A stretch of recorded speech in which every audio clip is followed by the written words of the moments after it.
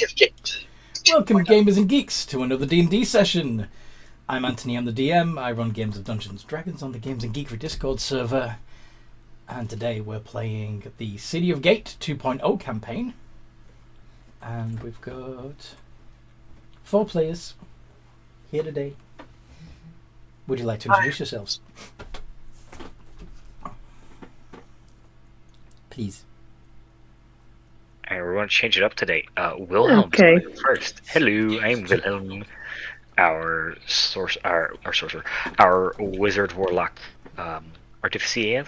I am also a werepanther owlin. Nice. Hello, I play Gwyn. Oh, go ahead. 2 at once. Hello, I play Gwendolyn Darkwind, rogue, farstone, nair, drow-rat, and most stabbiest of the party. The most stabbiest. Alright, is about right. I'm not sure about that, but anyway, I am Genoa, the half-elven werebear bard paladin rogue. Trying to remember everything. Yep. And that's all the werefolk. And then... Yep, I was just moving so that I wasn't going to roll over Toby. Mm-hmm. So my character is Curie. She's a Goliath, druid, cleric, barbarian person. Mm-hmm. She is mighty. Meh. Meh? What happened last time we played, folks?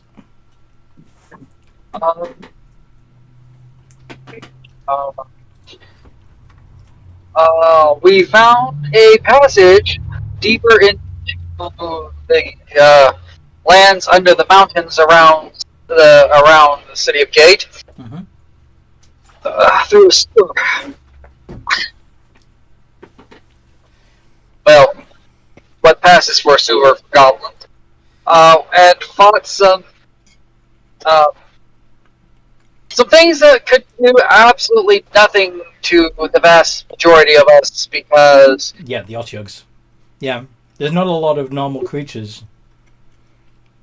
Or even abnormal creatures that can do magical damage, so, yeah.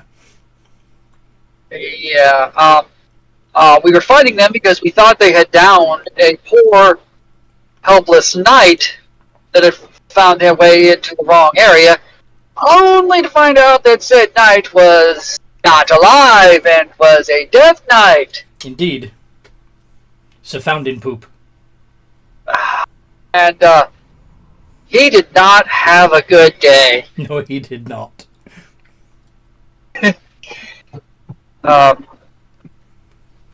So we cleared that section and we continued making our way down past a crazy... Dragon. Is it copper or bronze? I'm trying to remember if it was copper or bronze. I think it was copper.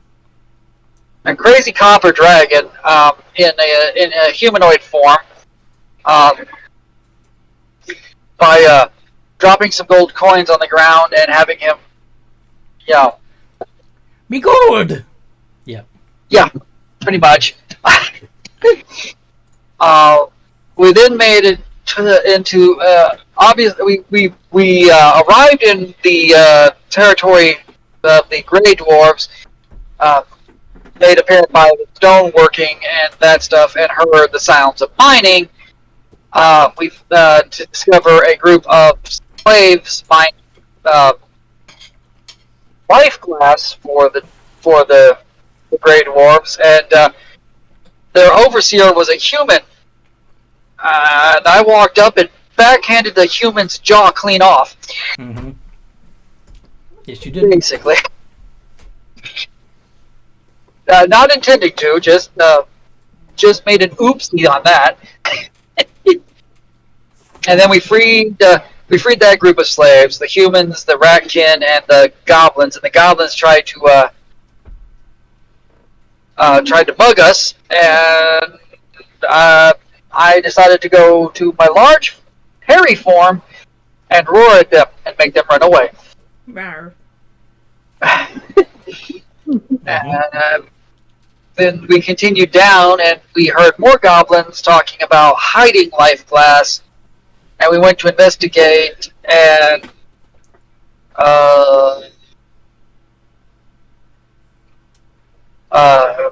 we're trying to convince them to get out too. And they were arguing about taking the mushrooms that they had been growing in the ground, that they'd been sticking cracked geodes of life glass in, and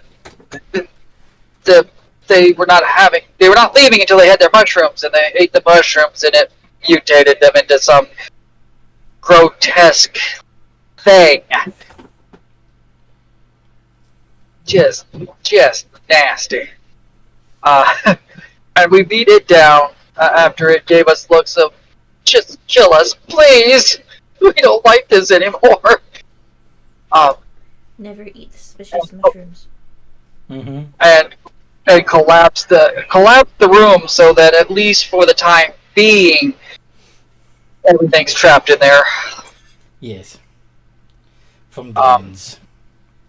Found the actual gate to the city that the Duergar call home, and we're like, well, we're here, but I'm a little tired.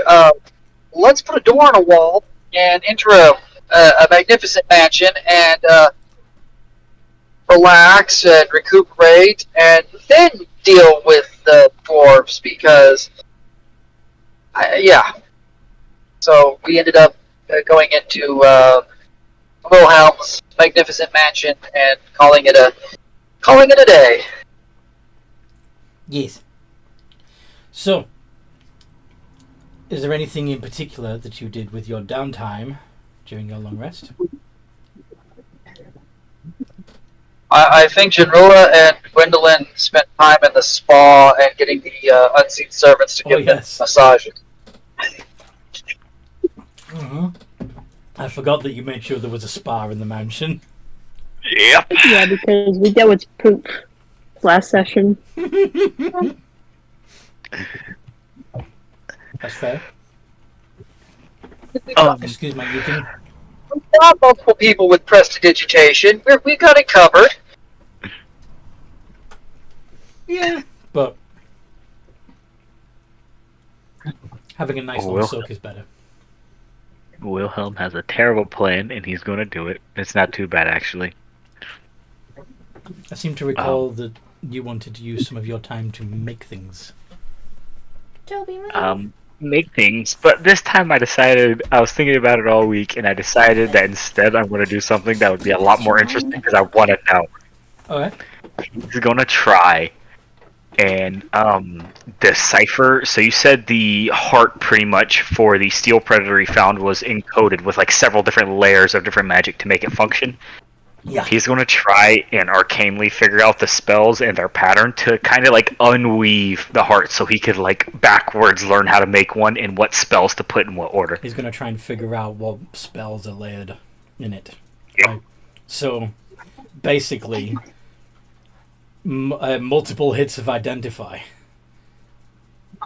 And then... Yeah, I wasn't sure if you wanted identify or just like an arcana check, because I wasn't sure how that would work. Well, you'd have to... yeah. It's you have to identify. Alright, yep. Ritual identifies. Yes. So...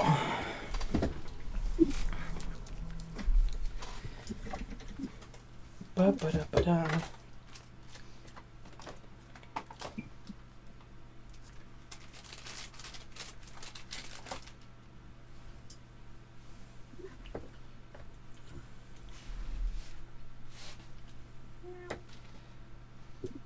So,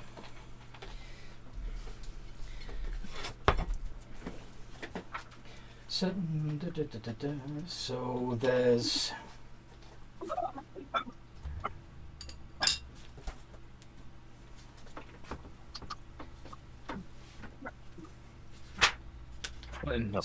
What are you...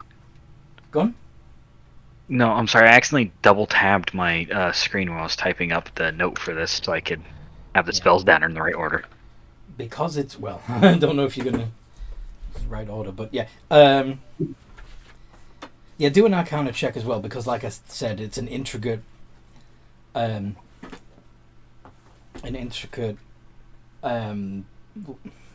of 31. spells, and you need to, it's difficult to focus on just one at a time. So, yes.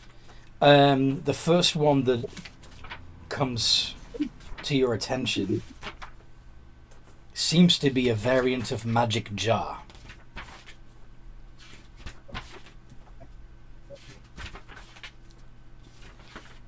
Do you know that spell? No, I don't. I was actually sorry I heard of that spell. Magic Jar. So, normally, it's a 6th level necromancy spell. Takes a minute to cast. You cast it on yourself. And as part of the components, it's vocal, somatic, and material. Uses a gem, crystal, reliquary, or some other ornamental container worth at least 500 gold pieces. In this case, the material component is the heart itself. Your body falls into a catatonic possess, a humanoid's body. And OBS is disconnecting. And we're back. Fantastic. Alright. So, you can attempt to possess any humanoid within 100 feet of you that you can see. The target must make a charisma save, and if they fail, their soul moves into the target's body, and the target's soul becomes trapped in the container. On a success, the target resists your efforts to possess it, and you can't attempt to possess it again for 24 hours. Once you possess a creature's body, you control it. Your game statistics are replaced by the statistics of the creature. Though you retain your alignment and your intelligence, wisdom, and charisma scores, you retain the benefits of your own class features. If the target has any class levels, you can't use any of its class features. Meanwhile, the possessed creature's soul can perceive from the container using its own senses, but it can't move or take actions at all. So, basically, you get the impression that they modified this spell to transfer the soul, the animus of another creature into the heart.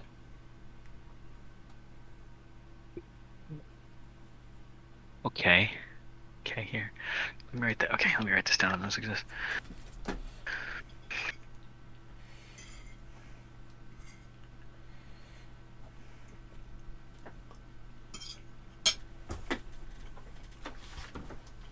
Interesting. Okay. Mm-hmm. So it's kind of like they just took Magic Jar. Then he would realize that Magic Jar is like the base spell, and then they just built on top of that using the other magic. Okay, perfect. Mm-hmm. Okay, perfect. Okay, you know how this is going to sound silly, or maybe not, but you know how it's fairly common, especially in America, for people to have multiple prescriptions that each deal with the side effects of the other prescriptions. Yeah, sadly, yes. It's kind of like that each spell modifies another spell. Does that make sense? Mm-hmm. Yeah. Overload. So, are you going to look again, see what else you can find? Yeah, he definitely is. This has him intrigued. All right. And that next Arcana check is we're going to luck that because screw it, he's doing this before he goes to bed. He'll get it back in the morning. With luck, that's a 23. That's not huge. You think you also detect a redundant spell, imprisonment, specifically the minimus containment.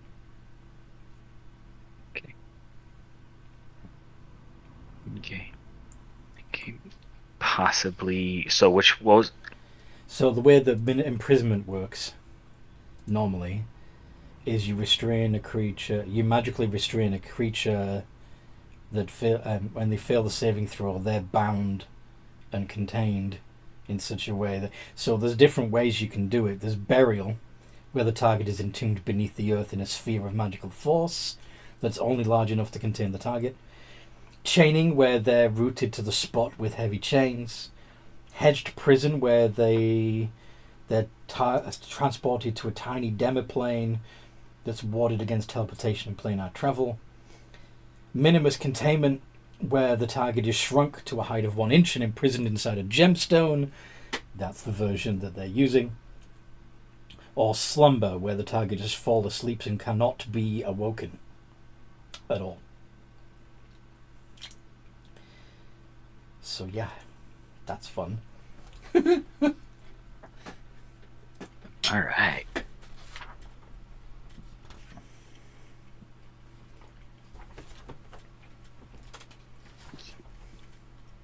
There we go. Okay.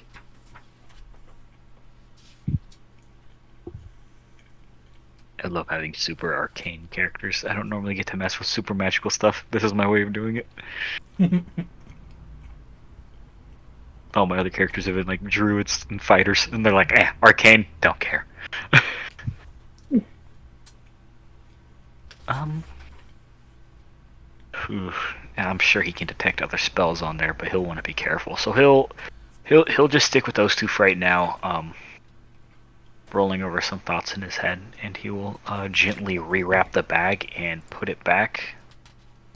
Okay. Like put the heart back. That way it's nice and safe. This way he doesn't overdo it at once, because he's smart enough not to get over cocky, thinking he'll be perfect every time, and he's gonna be free. He's gonna fuck something. You got 2 more looks, haven't you? That's true, I do. Yeah, you know what? Screw it. If he's gonna go all the way, he's got 2 more looks. Alright, let's see what you get. Alright.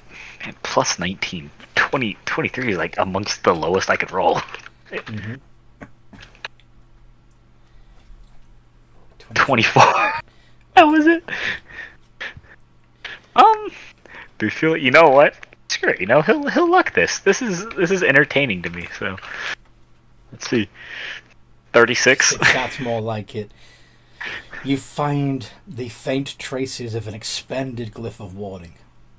So the glyph of warding was used to trigger one of the other effects. Does that make sense? Yep. Expended glyph of warding. Gotcha. Let me.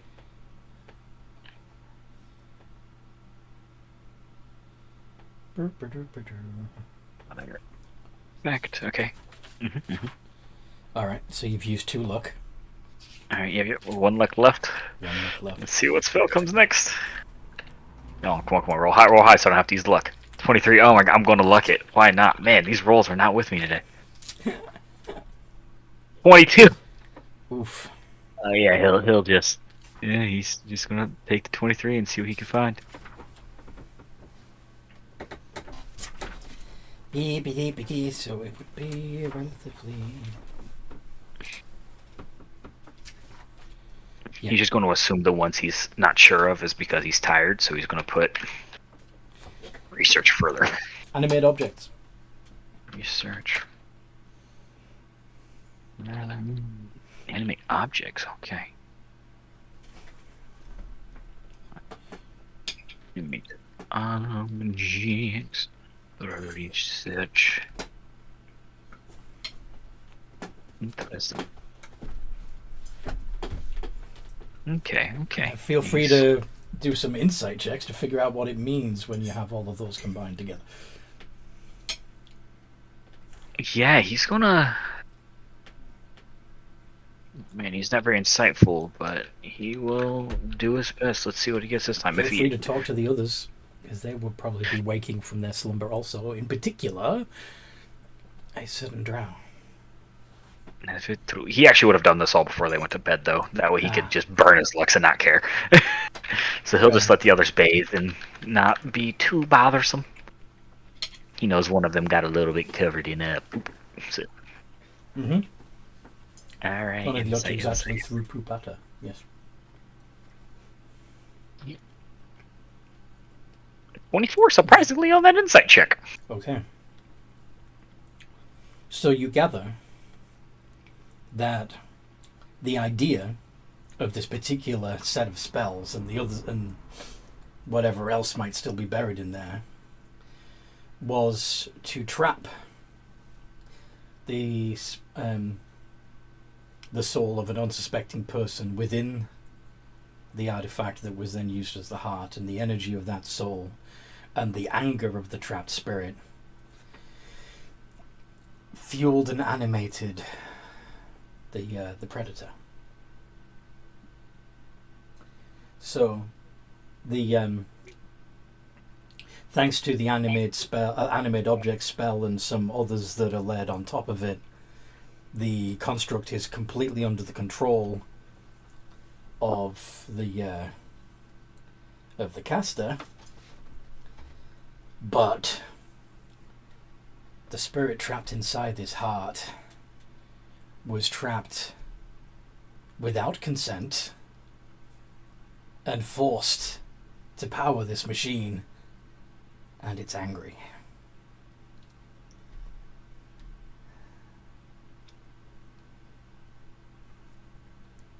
And it's still in there. Okay, yeah, I kind of just put basically was trapped, soul, an unsuspecting victim in the predator, where their anger and rage would help fuel the machine. Okay, soul still trapped. Okay, yes, this is Wilhelm will have to do some research. I don't even know where he would know because of his researcher background. He just needs a really big library. Okay, yep, he's definitely going to put that back and just leave that be. He has ideas, but it's nothing he's going to stress with right now. He's going to do more research first. This is a very, I'm sure at this point he realizes he's messing with very careful and dangerous stuff. Mm-hmm. Then I don't know how late into the evening it would have been. How late? About how long would it have taken him to do all that research? Given the type of frantic research you're talking about, I imagine that you would be probably still at it until the small hours. You know, you'd be like 2 o'clock in the morning by the time you finally get to bed. All right, perfect. Yep. He won't even go to bed. He's just gonna, like, across his workbench once the heart's put away, just sprawl out with his wings on his back, just not a care in the world. So you're probably not going to be up. You're not going to be much use to anyone until about 10 o'clock in the morning. That's okay. No one can get in the mansion. They'll be all right. In the meantime, Gwendolyn's probably already awake, having completed 4 hours of meditation. She will, I guess, eat breakfast and make herself like a little lunch, little lunch bag thingy for. Mm-hmm. Wait, we can't bring food out. Never mind. She doesn't eat breakfast. Yeah, you can eat breakfast and you can have your training montage if you want. Because I remember you saying that you wanted to do that last time. Punch dummies. Yeah, and I guess which kind of game? What kind of tools or what do you think would be good for me to have this morning? What kind of tools would be good for you to have? Well, I believe she's trying to decide what proficiency to grab with her Phantom Probe stuff. Which tool proficiency? Well, you already have proficiency with these tools. Depends. I mean, you are going to. You don't know. You know that you're going to be dealing with dwarves, grey dwarves, but dwarves nevertheless. Maybe being proficient with smith tools would help. Impress them if for some reason they want to test your smithing capabilities. I don't know, but what do you think would be useful when negotiating with dwarves? Smithing tools or masonry. Masonry, yeah. Or you could just, get be proficient with painters kits so that you can paint something nice for them. You know, decorate their cave, make it a little less drab. I don't know. What do you want to do? I'll do smithing since we might have a similar situation to what happened last time we went to Dwarven lands. Because for some reason, dwarves find half elves hot.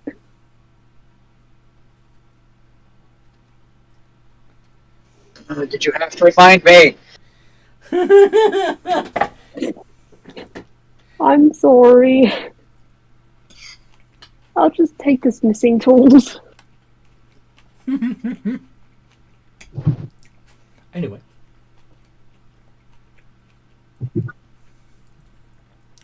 You're mixing potions, Curie? Yes. Making holy water? Yep. And Genrilla? No, you didn't get up after 10 either? No. Yes, I am here. What am I doing? Yep, that's what Nothing. Go on. Nothing specific? Nothing special. No, just kind of. I'm gonna eat the breakfast. I'm just gonna kind of watch everybody else do stuff because I don't have any plans for today. Okay.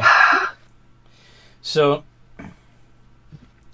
you just kind of mooch around the mansion, nibbling on stuff, trying out the training dummies, reading some books, until Wilhelm finally emerges from his workshop at around 10. He's like walking out, like rubbing his eyes, yawning. His hood's just down. He's just stretching as he goes. Oh, did you?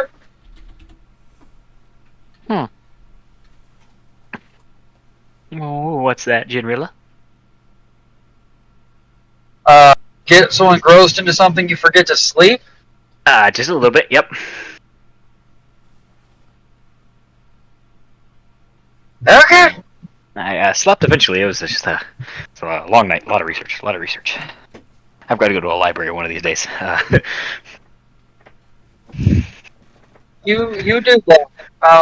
You do all of that. You gonna be good for the day now? Yep, I'm good to go when everybody else is. Let me just get some food real quick. Oh, OBS is disconnecting again. He's just having all the issues today. And we're back. Fantastic. Okay. Let's go knock on a gate. Well, before we go in, I do have to ask, what is our steady plan? I had Solomon do a rough recount of the way we took here, and he's going to pull out a really, best Solomon could do map. So it's just a lot of lefts and rights. He's not very good at 3D models, so it's just left here, right here. We have the route here, but what's the actual plan once we're inside? Try not to die and try to kill them all. We don't have a plan. Try not to die and try to what? Kill them all. You want to kill them all? No, try not to kill them all. Try not to kill them all. Okay. We don't have a plan. Okay, I'm glad I asked that prior to us going in. 1 second, and he's going to touch himself and cast Mage Armor. If you thought of that in a nasty way, how dare you, pervert? My next character will be a horny bard. Just you wait. That's a lie. Y'all better be ready. I'm going to show y'all a paladin with an oath to a fertility cleric. We're going to get real interesting in here. Anywho, out of character. That was not in character. Do we ever really have a plan? No, we don't. No. Besides, even if we tried to have a plan, it's Grey Dwarves. They could very easily just, attack on knock. That is fair. Okay, that is sure. Let me double check this real quick. So, but yeah, let's go see if we can get somebody's attention. I gotta double check Mage Armor real quickly. Before we go in, Thrax will pull out, or Thrax, wrong character. Wilhelm will, inside dimension, pull out a, 500 gold just as, well, actually, he has it in his pocket. Never mind. He'll give it to him as an offering when they get inside. Okay. I forgot he actually has some gold on him. With Mage Armor AC 16, right? Is that right? Yeah. Okay, perfect. Hi-ho. Hi-ho. Okay. So, so you're all leaving the mansion, yes? Yes. Okay. So as you leave the mansion, you realize that there's no need to knock. Standing right in front of where you had conjured the door, even though the door itself was invisible, there is a line of 5 plate-armored and shielded, dour-looking grey dwarves, with a 6th grey dwarf in what looks like power armor behind them.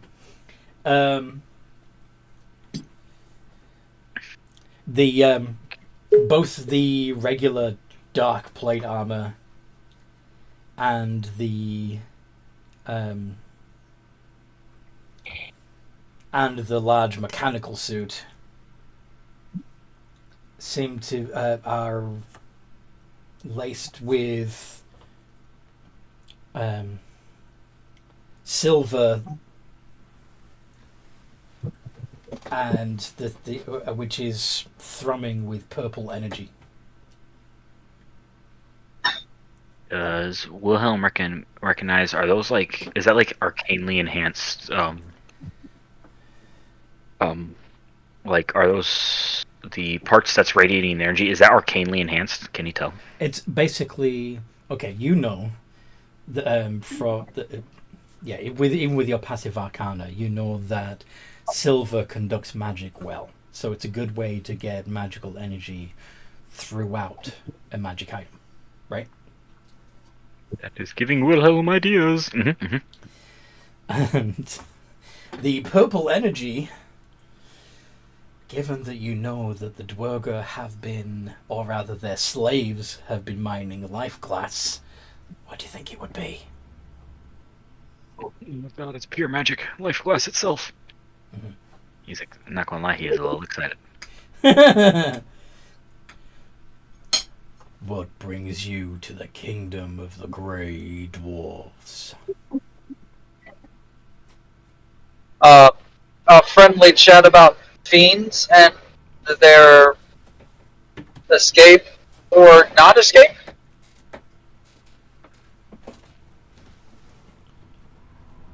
You need our help to capture some demons.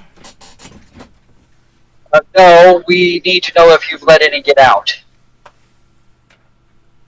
We do Presumably not. a succubate.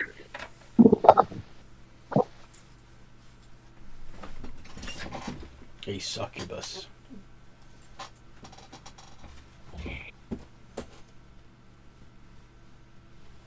What do you know of this?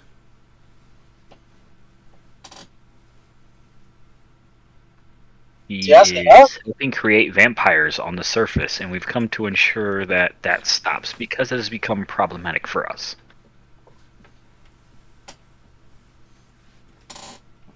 We have been keeping the pleasure demons at bay. They are anathema to everything we stand for.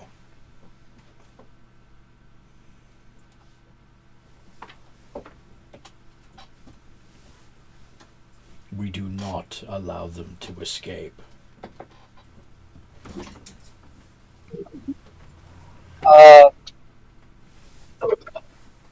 First of all, I'd kind of like to insight that, and secondly, I'd kind of like to expend a use of divine sense. To see if any of them are actually a succubus in disguise. Fiends in disguise, or if they've somehow become undead, or God only knows what. Yeah.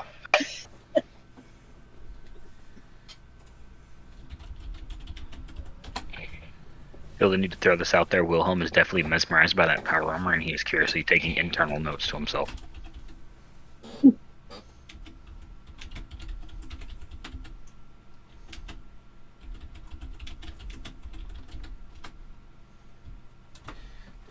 Okay, so,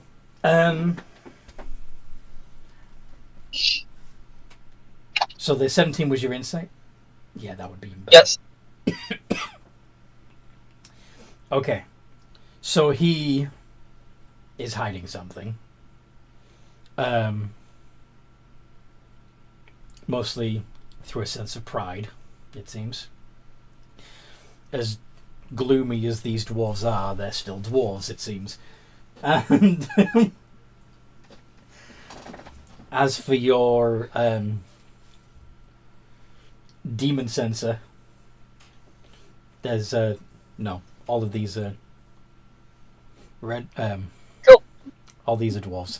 They're actual dwarves.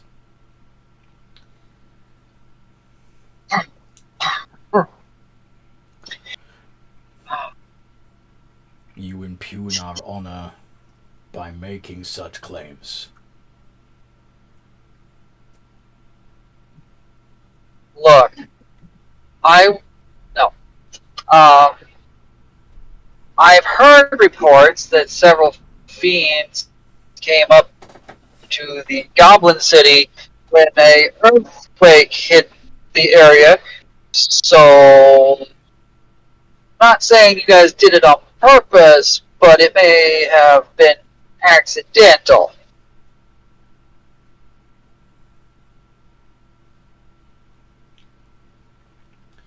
Just need to know what you know so that we can make Do you know what caused them this quake? stop.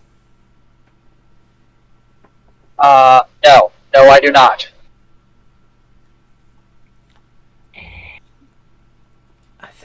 I think at least one of you does.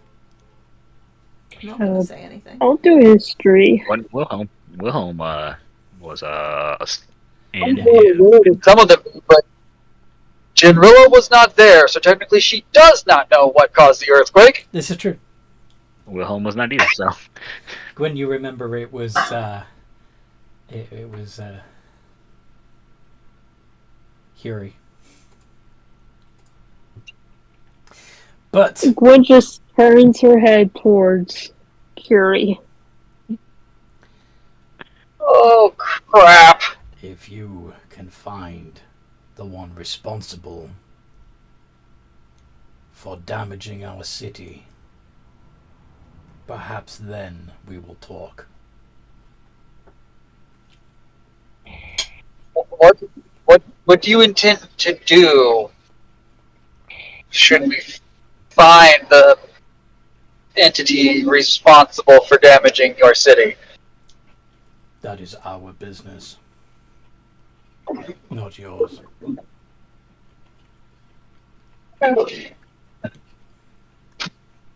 Oh.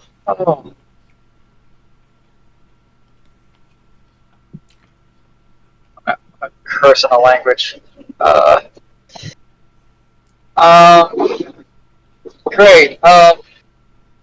If we start to head back up the tunnel, are you going to attack us? On our honor, we will allow you to leave.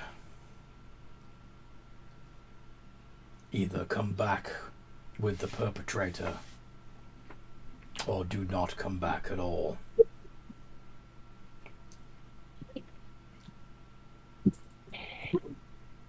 Okie dokie. Thank you for your time. And General is going to start walking away from the gate area. But And the once the armored Duergar do step back at an angle, clearly allowing you to go back up the tunnel, but not to proceed closer to the gate. That makes sense? Yep. I'll follow Jarilla. What would Wilhelm and Kiori do? Well, no harm in following. He's curious about that armor, but he can wait. You know, his curiosity's got interest, but he also knows to be a civilized person and wait. I'm surprised Generilla didn't attack.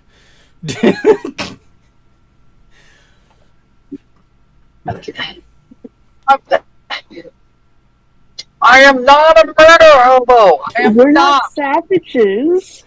I don't know. Sometimes, guys. Sometimes. Okay. Well, the one that I'm surprised it decided to attack is the one that they want to hunt down. Sorry, what? You gonna do something bad to me? Nothing. Muttering to myself. Anyway, so I'm gonna head down the tunnel a little ways, and I'm gonna try to open it and go. So now what? So basically, once you're out of earshot of the Duergar, you're stopping and saying to the group, "Now what?" Yep. All right. Now what? What do you guys think you should do? I mean, does anybody know what caused the damage to their city? Kiori's still not saying. Nope. I'm just staring at her. I wonder who it could be. It's a mystery. Just like, Please, tell me it's not. You could blame it on the Dow, on the genie. Oh yeah, we were. we're gonna bring her to them.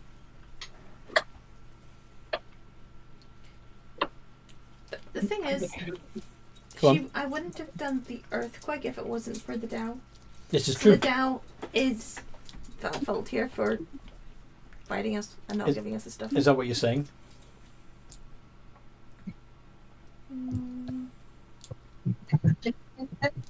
Or are you just saying, if it weren't for the Dow, there wouldn't have been an earthquake, and leaving it at that?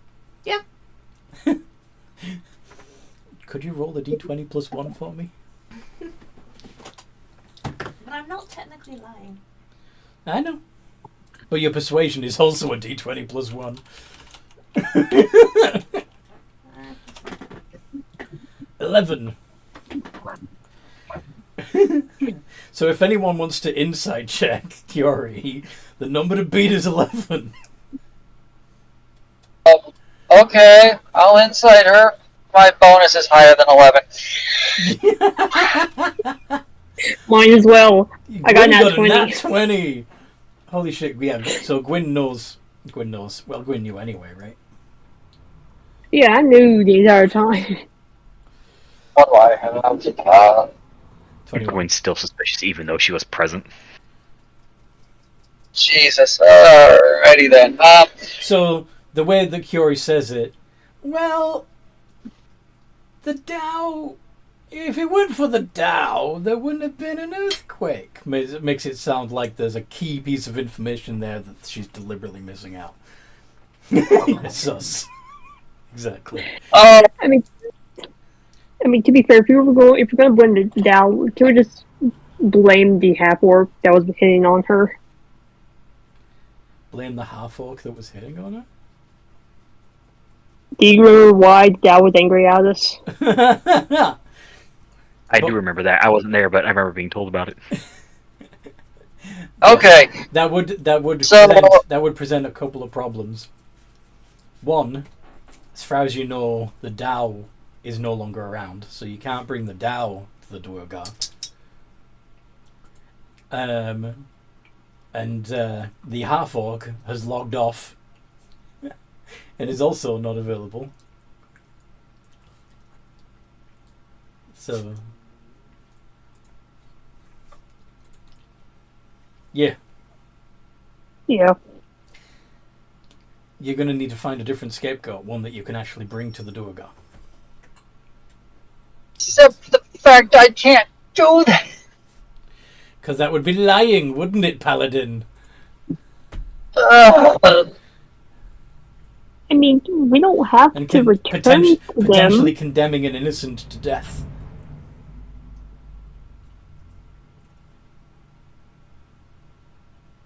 You don't have to what? General? I'm saying we don't Go on. have to. Like, we. we need to make I sure that guess Gwen didn't like doing inside checks, so never mind. we have to make sure that no more fiends can escape their clutches. I don't want to. I don't want to do it this way. The advantage of handing one of you over to the Duergar is that at least one of you will get inside the Duergar city.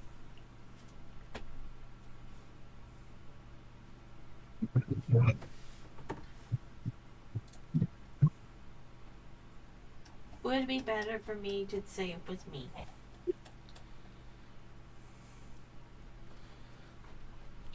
Wait, you are a druid. Which means you can wild shape. True. You could escape.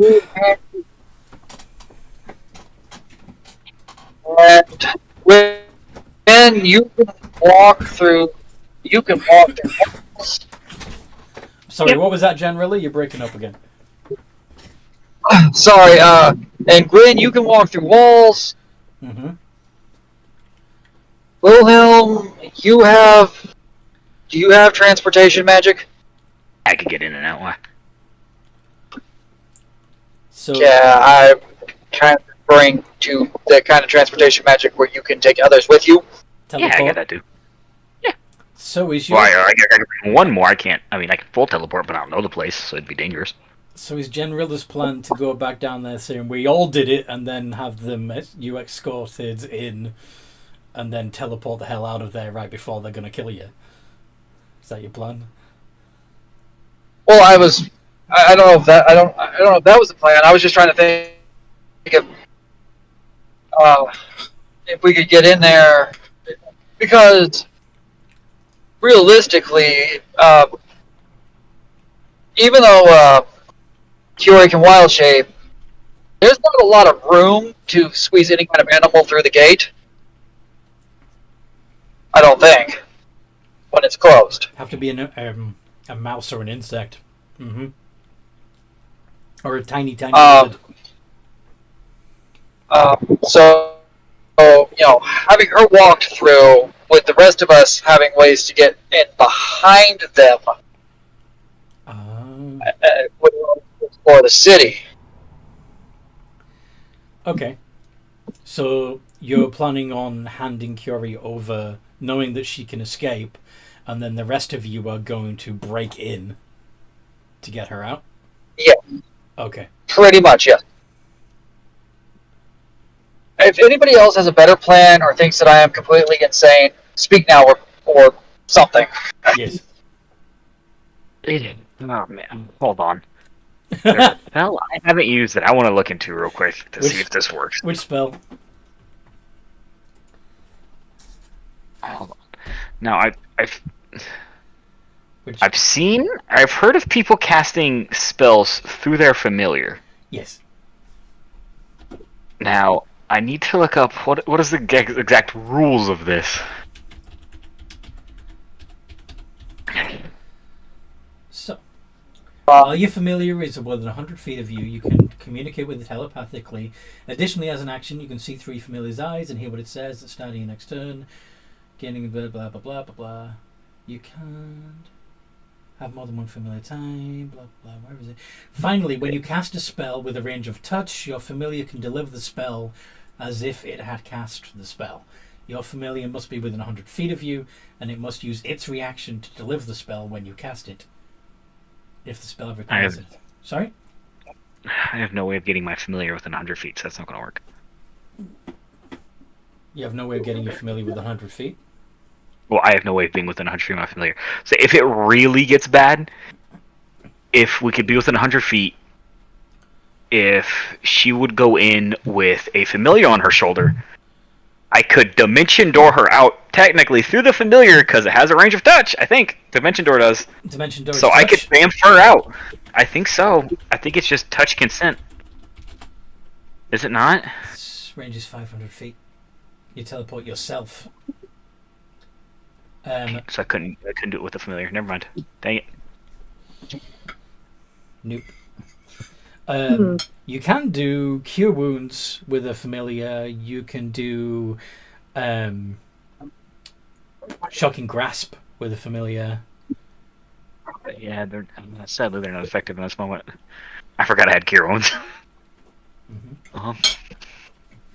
Where's my Tasha's real quick? What does the 5th experimental elixir do again? I always lose this one. Where did my Tasha's go this time? Is it under the bed again? Nope. Alright, I lost my Tasha's. Alright, that's cool. I got it.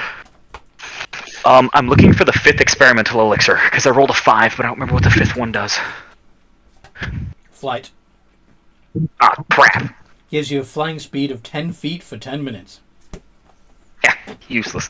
Alright, cool. Yeah, you know what? Do we just need to get inside the city? I mean, if we give them... The other thing is that if we give them something, they'll get distracted either planning their execution or their whatever, or their interrogation, and then running around trying to figure out where the prisoner escaped to. Well, the thing is, do we literally just need to get inside the city? Yes, but he's got a good point. If you do hand over Kiori, then they will be busy interrogating Kiori, processing Kiori. Kiori can keep them busy while the rest of you sneak into the city and find out what's going on, what happened with the whole escaped demons thing. But I only want to do the... Go on. Generally, we'll Curie. Curie, are you okay with this plan? Because if you're not okay with it, we're not going to do it. Yeah, fine. And then once you've satisfied your curiosity and you feel like you know what's happened, or shit hits the fan and you have to escape quickly, you can grab Kiori and leave. Yep, pretty much. I do have a gate, actually. You have gate. So.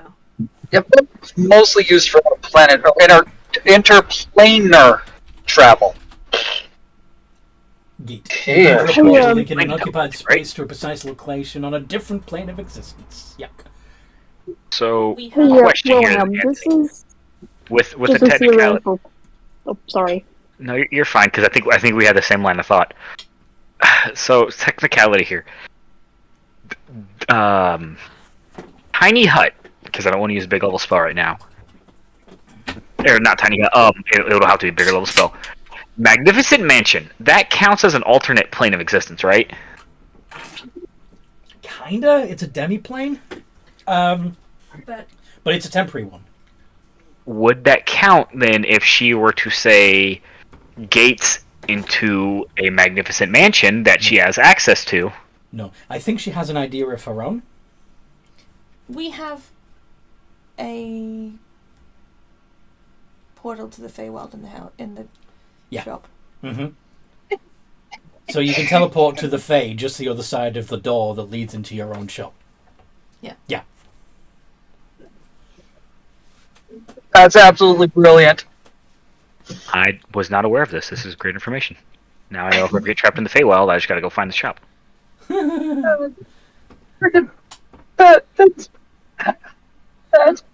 That's just badass. I love it. Dear God. Alright. So, I guess we're gonna go back to the city gate and we're gonna hand over a Goliath. I didn't mean to interrupt, but I wanted to ask Wilhelm, is it possible they have anti-magic cuffs? Is it? Would Wilhelm know? I'm sure he's done research on Duergar. Well, you know that they clearly use... They clearly use life glass. Now, life glass, when used... Life glass can be used to draw life energy into themselves. So whilst it's not likely that the cuffs will be anti-magic, but what they might be, they might be life-draining. Okay, guys, there's a part of bad news. Gwen's right. So their cuffs may not stop magic, but there's a possibility it could drain the soul literally from your body. However, if the intention of the cuffs is to restrain, a prisoner, they're not likely to drain you completely. They may weaken you, but they won't kill you. Does that make sense? They'll drag you down and make it hurt before they kill you. Yeah, I'm sorry. I just wanted to ask. They seem very advanced. I just want to see if it's possible if they have anything similar like that, since they have a lot of life glass. Yeah, that's a good point. Honestly, I hadn't thought about it, and I'm glad you brought it up, because, that's something Wilhelm probably would have thought of, but I did not think of it all. Well, wild shape is not magic. True. Well, It's fair. yes and no. It's not a spell, but it is magic. Does that make sense?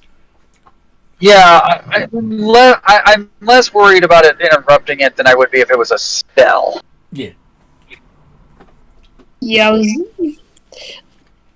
But like definitely with the going to the Feywild plan, that seems really good. So I guess let's hope for that. And for the rest of us, if it gets bad, I can just teleport us all out if we get in. Alright. Sounds like we've got about as good a plan as we're going to get, so we're going to head back to the thing and talk to some Grey Dwarves about the fact that we know who the person was that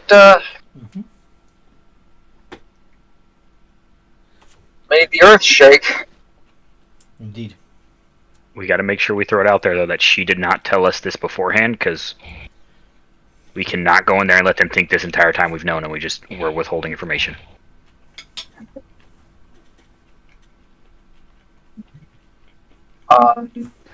Yeah, I can do that. That's exactly what happened. See? It'd be like the Fae. Just don't lie. Just kind of rearrange the truth. Rearrange the truth. Okay. So you head back to the Grey City gates, and still go on. I was just gonna say, I'm gonna, as opposed to trying to figure out how to actually talk things out, I would very much like to just roll my persuasion to get this plan rolling, because I'm almost where I need to be. Yeah. No worries. So, you see two of the heavily armored Duergar standing at the gate as you approach. You're just going to walk right up to them and say, "Good news! We figured out who it was." Pretty much, yeah. Alright. And you said you wanted to roll persuasion rather than actually... Yeah, because Yep. I know that she is much better at talking than I'm going to be at the moment. Plus, I'm going to have to be like... You don't even have to roll. Your passive persuasion is 27. Should be higher than that. Plus 17? Hold on. Because our proficiency bonus is +7, right? Mhm. Yep. Okay, so that would make it 14, which would be 19. Yeah. Yeah. Yeah, so that should be 19. Okay. Making Either, sure. either I way, swear I fixed that. that would make your passive 29. So. Yep. I'm gonna persuade these dwarves real well. Yay! Indeed. So they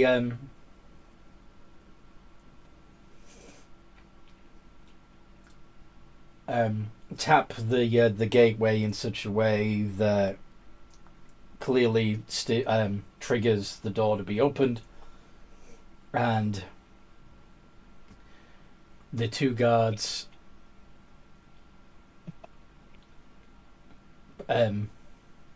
essentially shove, or at least try to, if Kiori will allow it. You can resist if you want, but they're going to shove you through the gate to the other Duergar that are waiting on the other side.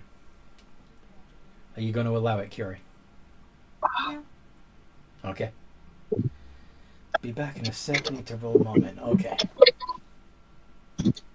So, and then the gate, or at least the opening in the gate, closes behind you, and you are being escorted by two grim dwarves through the gloomiest little city you've ever seen. The buildings are all exactly the same functional construction of grey little box, basically, and they're arranged in a grid pattern. And there are slight variations for certain building functions. For example, you can easily spot the forge, the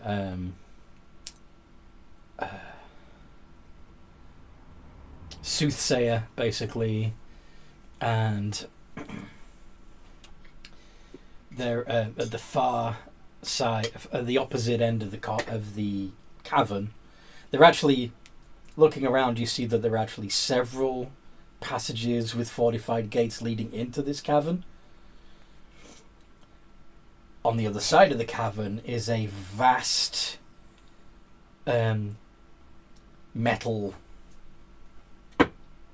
barrier, just completely cutting off like the other half of the cavern. You have no idea what's beyond it, but there does appear to be fissures in the ceiling near to this barrier, presumably caused by your earthquake, and some of the metal has been buckled, and there's currently a scaffolding from the ground all the way up to the cavern roof, where you can see a team of Duergar working to repairing the breach.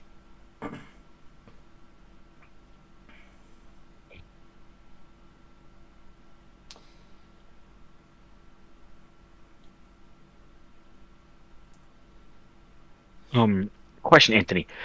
So once they took her, they just straight shut the gates like immediately. They didn't allow us access or anything. Yeah, they didn't say anything. They just took her, closed the gate.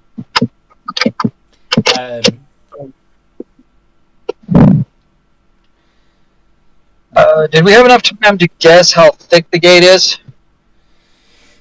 It looks to be at least like 6 inches of composite metal and rock. Okay. Well, there's always my number 2. We're gonna try this.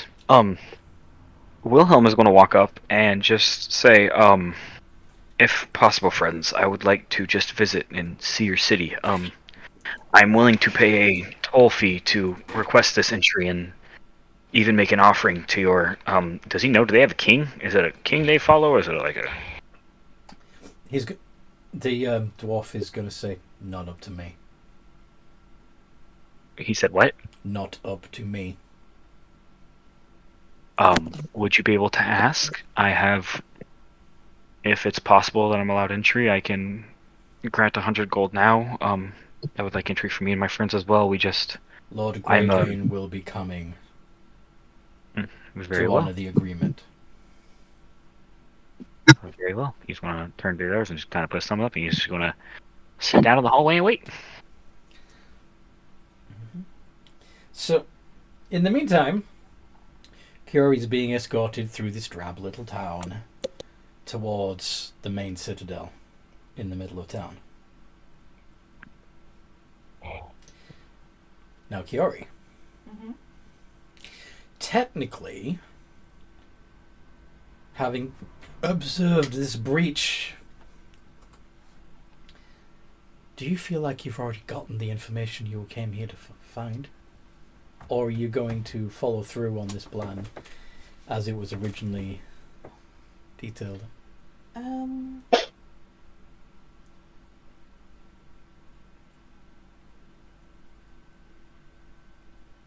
Probably follow through because then I can figure out other bits, Okay. get more info. Okay. So,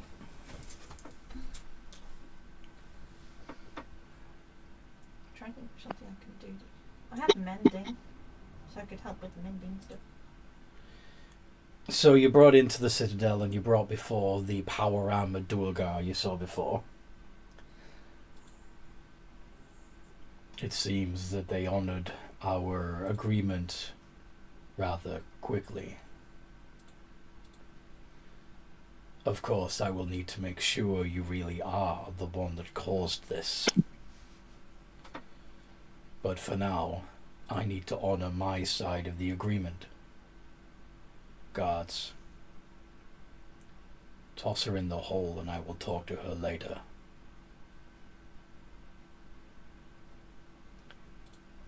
They begin taking you away from this grey dwarf into a deeper part of the citadel.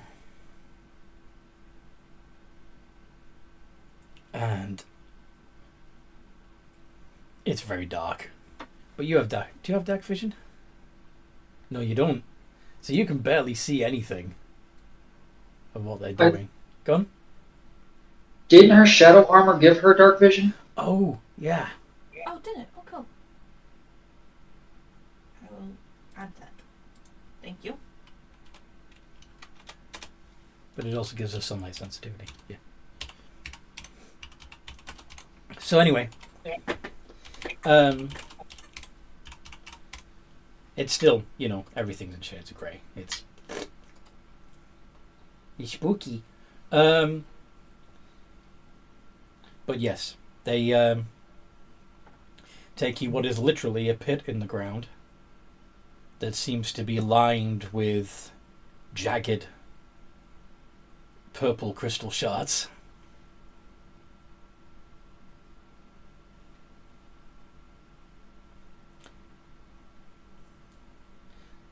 They take you to the edge of it and say, you can climb down, or we can push you down.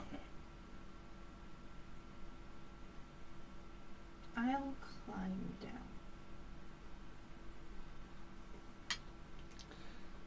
Okay. You don't have a climbing speed technically, so could you make an athletics check? Yeah, I'm good at athletics. Yes.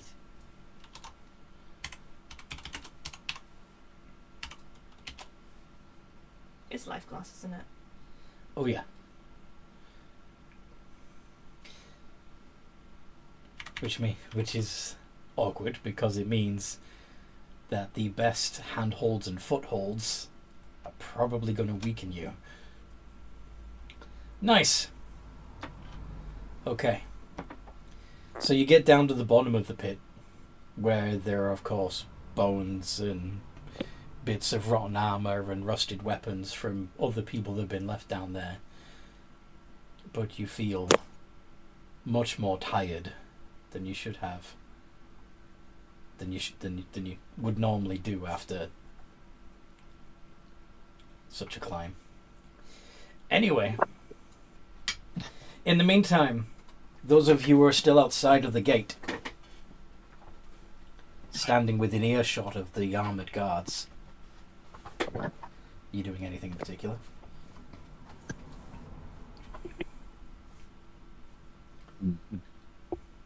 Wait, was that to us?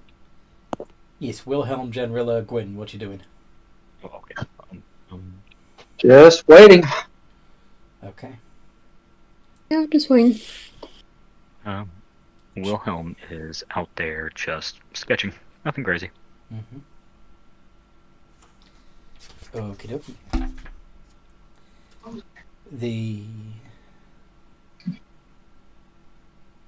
Okay.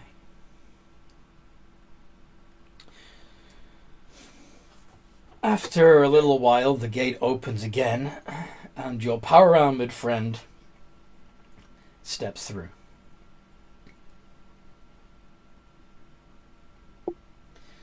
So it seems one of your number was the one responsible for the damage to our city.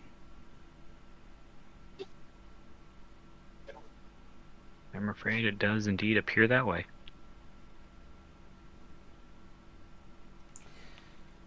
Still, you honored the agreement, and so I will honor mine. I said we would talk, so talk. I cannot speak for the others, but I'm honestly I'm a researcher, and I was wondering, never been within the Duergar city. Could I be allowed in? I of course, No. will pay a toll if there is one.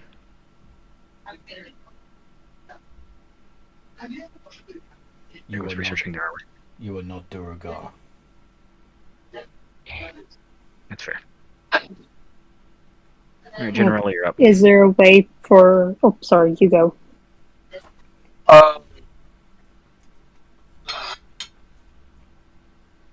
When the earthquake damaged your city, how many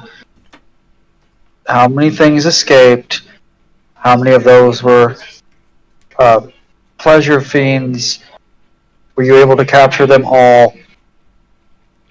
And yeah.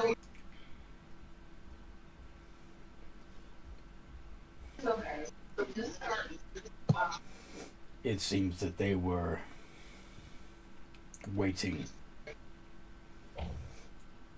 A stream of them came through, more than we could count, and the ones that could shift forms did so.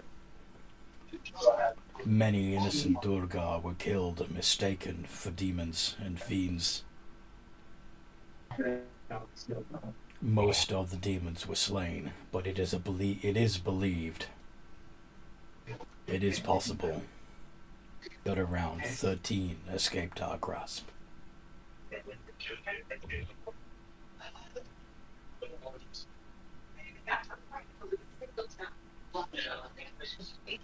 Okay. 13. Do you have any idea in which direction they would have fled, or if any of them have, any more than the one we have clearly seen stuck around? Some, as you noted already, wriggled up through the fissures in the earth itself. Others managed to charm their way out through the gates. And of course, the incubi and succubi were able to simply step into the ethereal. Once they were away from our barrier, they could do so.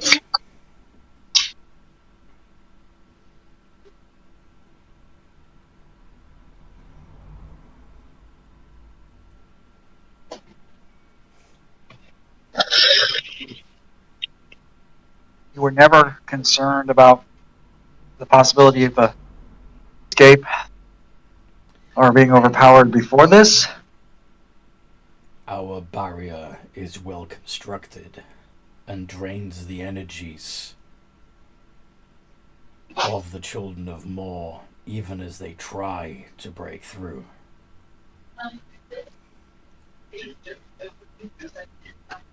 They should be too weak to get through, and normally they are. We had not anticipated an earthquake, with the exception of the Doomsayer. But they are always prophesying doom.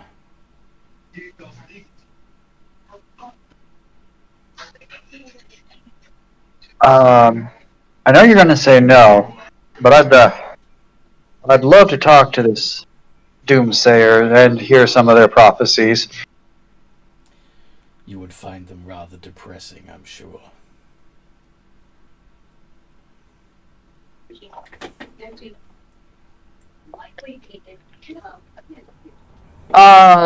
Possibly, but if they were right about this, then maybe they are right about other things that we might be able to stop. Understand that it is a part of our culture to be as emotionally low as possible for many reasons, but one is simple protection. Any elevation in our mood is assumed to be a demonic influence and is quickly purged.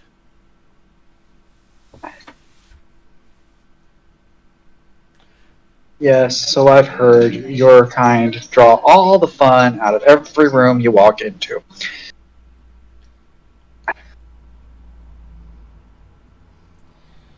You would not be safe in the city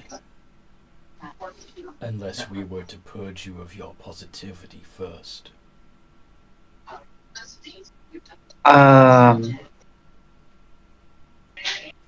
would say that we're pretty good at taking care of ourselves.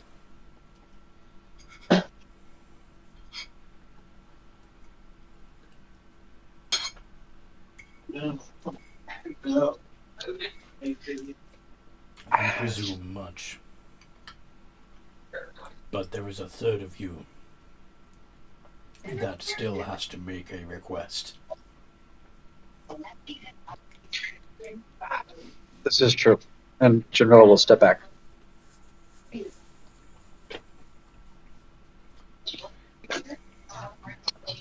Why do you travel with these surface dwellers, drow?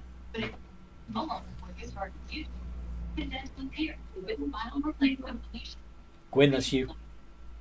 Yeah. I just like, for a moment I thought he was going to talk to a Wilhelm, but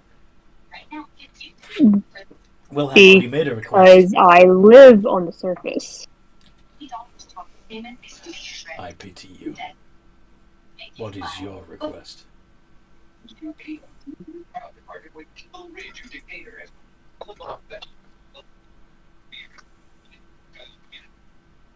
Nothing. There is nothing that you would ask of me.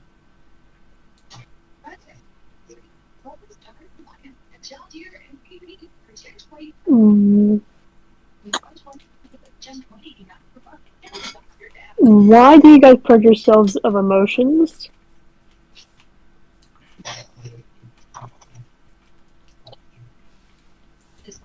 Beyond our city, beyond the great barrier we have constructed, is a nest of fiends that feed on positive, they manipulate positive emotion. They rely on pleasure and lust to manipulate and control. We have vowed never to succumb to their charms.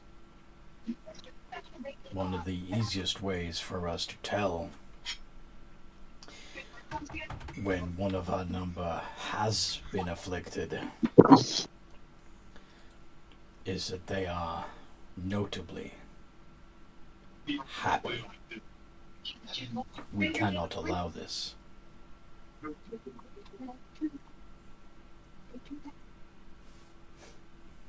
No. Okay, then I guess I pity you guys then. Then she'll just walk away. Maybe we could go through and destroy the feeds for you?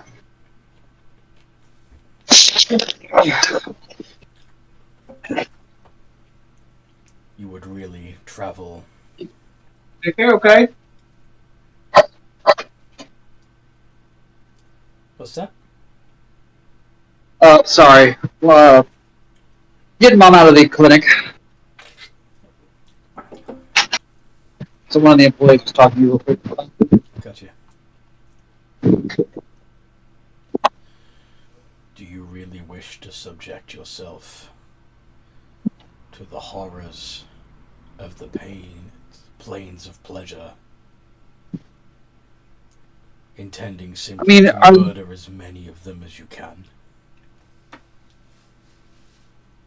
If we can shut their gateway down,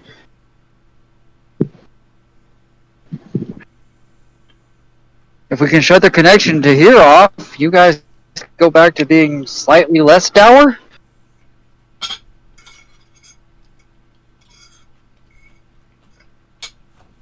How then would we power our city?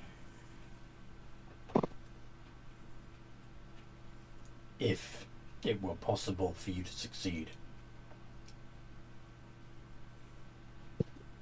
You guys still have black glass, you can just use that. Live glass is not an infinite resource. It can be recharged by draining the energies of another being. We not only use it to weaken the demons, I mean, I'm trained. but also to power our city. Go on.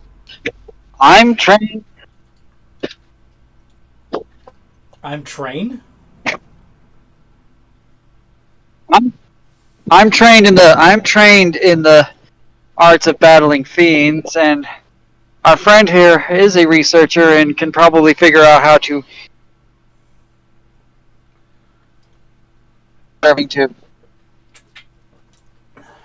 I suppose we could simply acquire more slaves and use their essence instead. Off the top of Wilhelm's head, would he know any way of keeping life glass fueled without consuming souls? You could capture and drain a god. So, like, he wouldn't know if, like, if they could, like, fossil fuels. So, if what was that, Gwyn? No, I was gonna say, have you guys ever heard of fossil fuels? have you ever heard of America? Do you think what I'm thinking, it's good, clean, burning coal? No.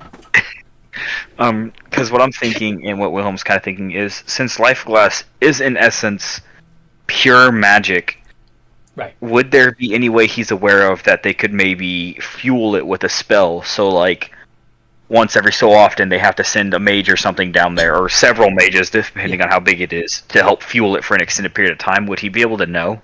Okay, so this is the way that it works, right?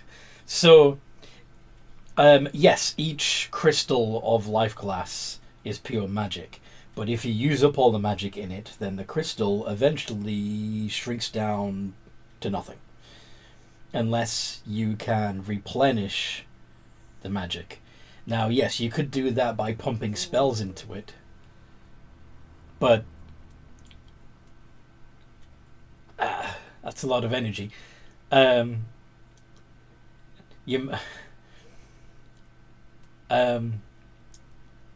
With the scale that you're talking about with the city, because you don't know how big the city is or how long they've been doing this, but they're clearly rather dependent on it since their armor is studded with the shit. that. Well, you've gathered from what they were saying that fiends are constantly trying to break through this barrier, but So fiends could be a good source. And those fiends are being drained of their power as they do so into life glass, and then that energy, which is siphoned off the life glass at the same rate to power the Duergar civilization. Everything they need. Their forges, they don't really use lighting much, but their weaponry, their tools, their cooking. Kind of what essentially their city runs on raw magic power drawn from demonic energy. Terrible source. Sorry? It's a terrible choice to get your energy from. Demonic, man, it's already got problems. But if you were capable of going into the planes of pleasure beyond the barrier and killing every single demon that there was in there, if you would destroy the entire kingdom of fiends, then they would need an alternative source of power, like the souls of living people, for example. Oh yeah, we can't. We can't destroy the plane, which Wilhelm kind of expected anyway, because he's brave and he's kind of stuck up, but he's not stupid. They can't take a whole plane of hell. If they're draining the power the thing is, if they're draining the power constantly from the demons, that's not a bad thing either to Wilhelm. They're weakening them. Mm-hmm. The issue is, so the base problem we're running into is we need to find the 12 that escaped and get rid of those, or was it 11? They said 13, but you already know that you already know that you've destroyed a Glabrazu that escaped. Yeah, the one that Gwen was, or Curie was like, "Oh, what a shame! You look cool." Turned him into dust. Yeah. So yeah, there's, metaphorically speaking, 12 demons left. There's another dozen out there, and one of them is the succubi that escaped. But it's likely that they're all going to be charming, because now you know that they came from the plains of pleasure. That's true. Yes. Yeah. They're also not. And it's most likely they're in Branch. I mean, not Branch. I mean Cold City. Cold City. City of Gate. City of Gate. Yes. Best place is Gate, and they're each going to relatively, assumptively, go after position of power. They're probably not going to leave Gate out of risk of not knowing what's outside of Gate, so we kind of know we've got them trapped. All they can go is Gate, goblins, or to the Duergar again, when the Duergar will just kill them. Some of them might try to get into Havana, but good luck. Oh, that would be absolutely horrible. Mood out. Or mood Gwen. Alright. At this point, Wilhelm's just shaking his head. Guys, the way I reckon it's... They're trapped us. We're going to get them. I mean, if they continue to weaken this plane, then we don't have to worry about closing it. The more they weaken the demons, or the fiends of the pleasure, then that's one less plane of existence that'll ever cause an issue. Now, of course, there are other ways for them to get through, but, like, if most of their plane is focused on this one breach and they can just siphon it forever, then... Wait, you have to not cause an earthquake again. Not we. I wasn't there. Because that's the only concern we have. All it takes is one stupid Duergar, one stupid slave, one stupid whatever, and their whole city becomes a demon hive. Well, the thing is they've shown they can fight, and they wear life. Like, they've shown they have the potential of great power, and they are currently wielding great power. So there's not a big concern of becoming a demon hive. They'd fight for an extended period of time, and it's possible they could patch the hole again. And to be fair, causing an earthquake is a very, very, very powerful type of magic. For now, Oh, we don't. I don't see any way. I'm trying to make sure that I'm trying to run through the logistics. Is there any reason I can think of to not leave things as it is? Sorry, what? I'm trying to run this situation against the tenets of my oath to make sure that I'm not losing my freaking mind. Well, yeah, that's going to be true. Let's see, what oath did you take again? I'm a devotion paladin. Devotion, okay. So, devotion.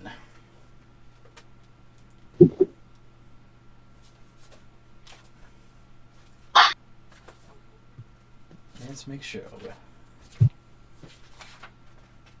So, devotion.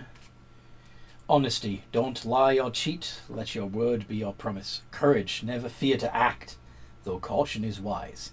Compassion. Aid others, protect the weak, and punish those who threaten them. Show mercy to your foes, but temper it with wisdom.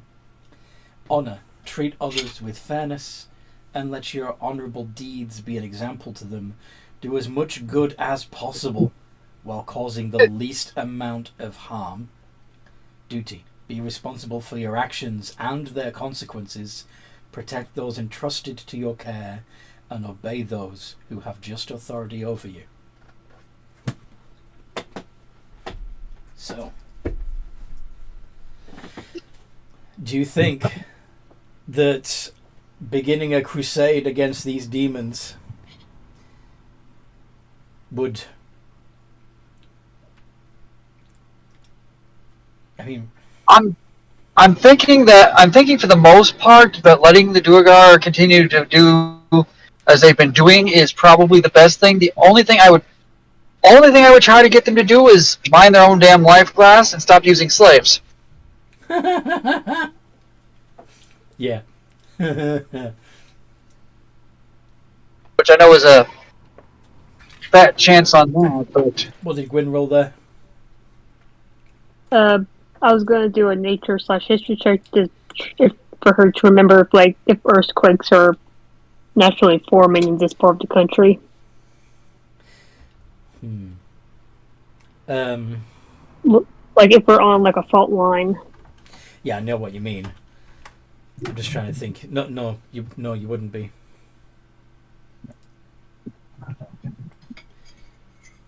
Would Wilhelm Okay, know? then just wanted to check for natural earthquakes being a possibility of danger.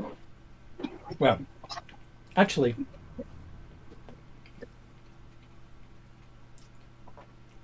there hasn't been any natural earthquakes in a while, but you just rolled a nat 20. So the mountains form a ring around Havana, and one of the biggest peaks in the range was basically plucked out of it, and that's where City of Gate is, right? Mm-hmm. Now, with a 29, you would probably know enough about the natural world and geology to know that a ring of mountains like that would be caused by the remains of a supervolcano.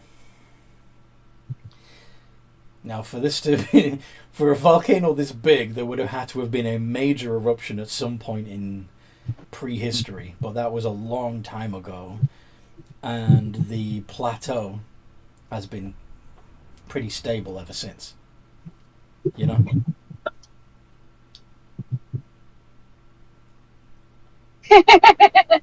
Gwen looked like she's about to have a heart attack, but then calms down and realizes, oh, the volcano's gone. What was the... anyway. So, yeah, how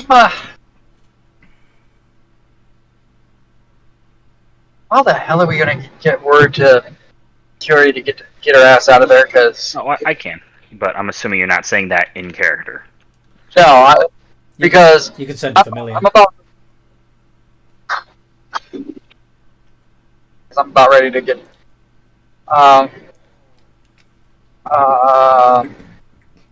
Are you satisfied with Lord Greyveins? Yeah, for the most part, I know it's not gonna work, but I'm gonna as we're getting ready to walk away, I'm going to try to put it in his mind to stop using slave labor. Do you have any magical ability that would assist with that? No, I would just have to try to use my pretty words. Persuasion. Smile and wave, smile and wave. Go ahead and roll it this time. Give me a second.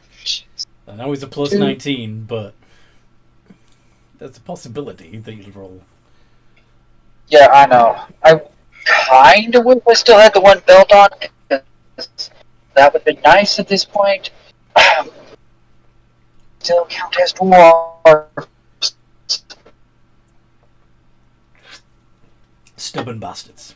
Oh, Oh. that did. Oh! I I looked at the wrong thing. didn't have the. Yeah, I didn't have the 20. I Your didn't even have a D20 in it. the Matrix has you. Oh wow. Okay, no, that's a fail. He's I kind of. Out of curiosity, can luck affect someone else's rolls? Like ability checks? Let me check. I don't think so. I didn't think so But either. I just thought this would be funny. You have 3 luck points. I was like, When- can your lucky dice do anything? That's what he's asking. Did it- Whenever you yourself make an attack roll, ability check, or saving Yep. throw, or you can also spend a luck point when an attack roll is made against you. That's it. Yep, I have no way of helping chat with you. What about your portents?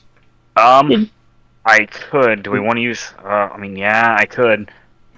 Other choice is. I'm just saying, like, did you, Hold on, let me look at it real quick.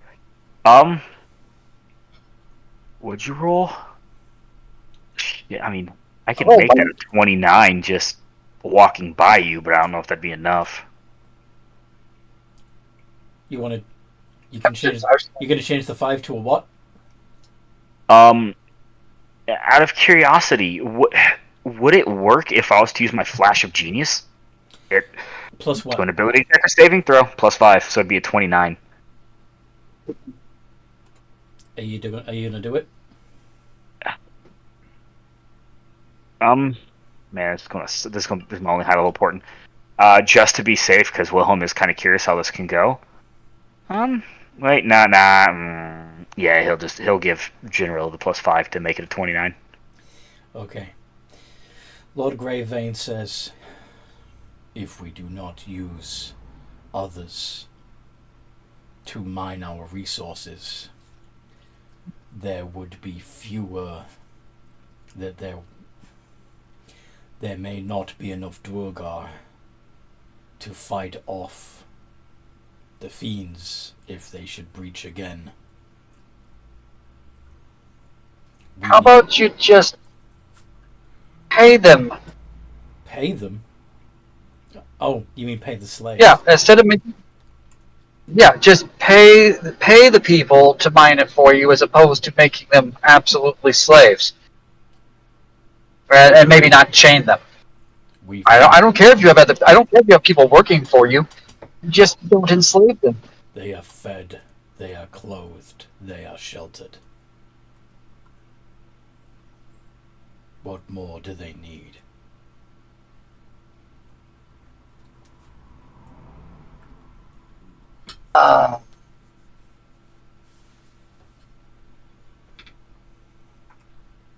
Freedom.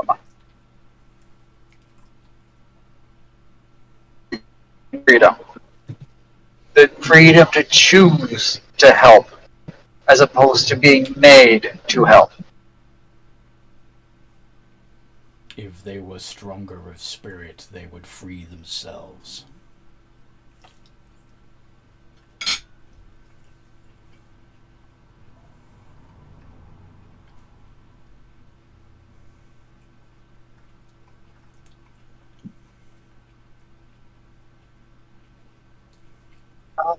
This guy makes me want to challenge him to a fight, but I don't want to challenge him to a fight.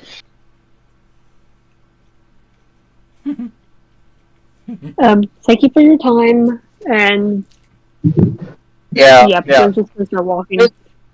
Just think about what's been said. The reason why he's defending himself is because he's thinking about it. Before you added that +7, he wasn't even honoring the request with a response because it was just too ridiculous to even contemplate. You know. I think it's like, damn. Okay. Alrighty then. So yeah, I'm gonna leave him thinking about that for a while, and I guess we're gonna start heading up towards the city. Mm-hmm. Hopefully we can get word. How are you going to get a message to Curie that she no longer needs to be there? So we're going to use a good old spell called Sending. Perfect. 25 words. Hey Curie, it was a bust. You're good to teleport out now. Unfortunately, it doesn't reach Curie. Ooh.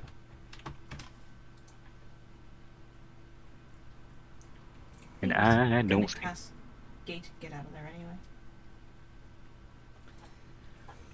Curie, you're surrounded by shards of life glass. What do you think's going to happen if you try to cast a spell in this pit?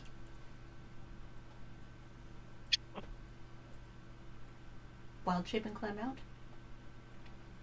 Can you fly? I could change into a spider and crawl up the side. You can. Yeah, you can spider climb out of there. Have you decided you waited long enough and just leaving? Alright. Alright, yeah. She... Spiders out. You scurry through the streets, running up walls whenever you have to avoid a Duergar. You even see Mr. Stumpy, you know, the dude in the power armor, come back towards the palace.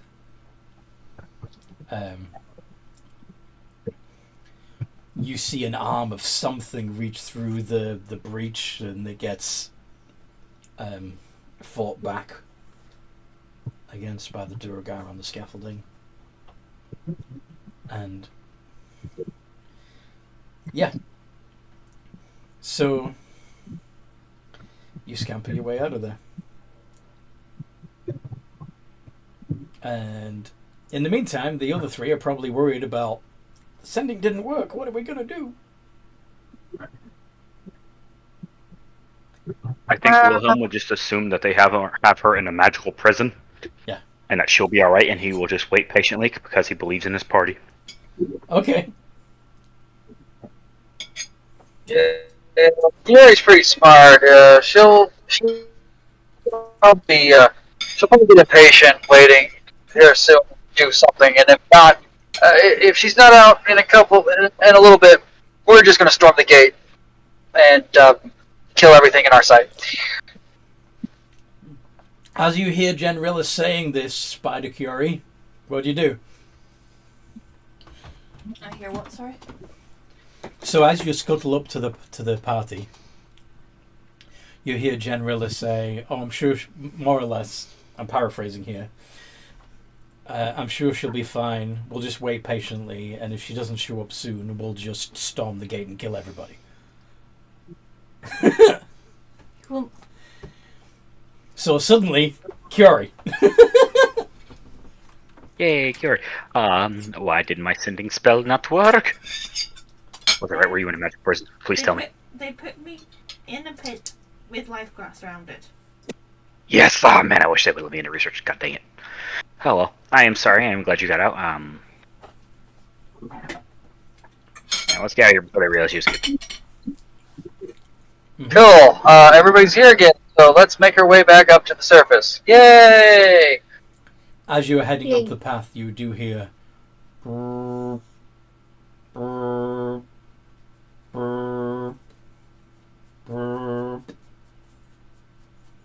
What the hell is that?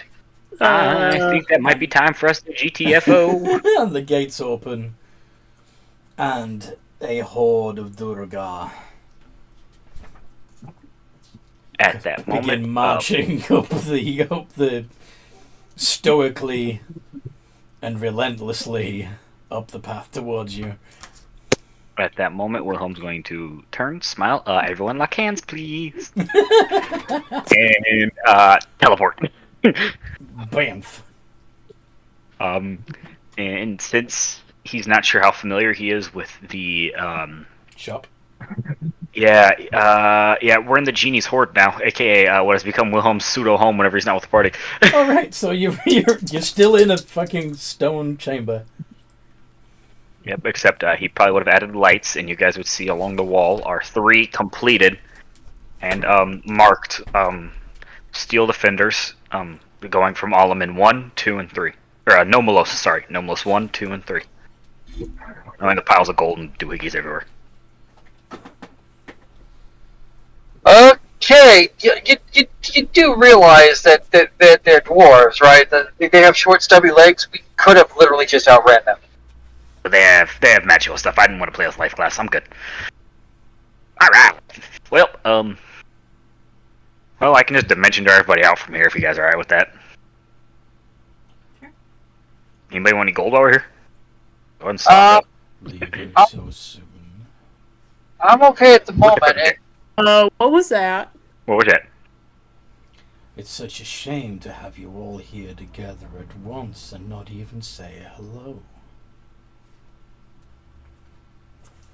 Wilhelm's gonna turn around. Hello.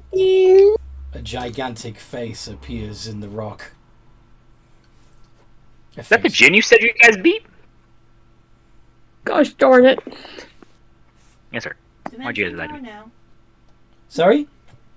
I mean, I have robots in here. We may as well just finish the job. Robots that you made with materials you got from here, yes? Yep. Guess you shouldn't have got turned into, I don't know. What'd you guys do to her? Wilhelm has no idea what happened to her. This chamber and everything in it is me. And you watch as the entire pile of riches melds back into the stone, as does the metal that your constructs are made from. The metal from them would have been used from the Goblin City. He wouldn't have used the metal from in here. Just the money. She's still an Earth Genie. Yeah, I figured she's still like a bloody Earth Genie. And you find... and metal bars spring up from the ground around you, going from floor to ceiling. Okay, guys, we're going to have to deal with this issue now, though, because, like, we kind of can't let this exist with what we just found out. That is out of character. What did you... Oh, okay. Unless you guys want to run, but Wilhelm is down to fight, because, yeah, we can't just let a giant Earth Genie exist when we just found out that the hidden Duergar city can be taken out by an earthquake.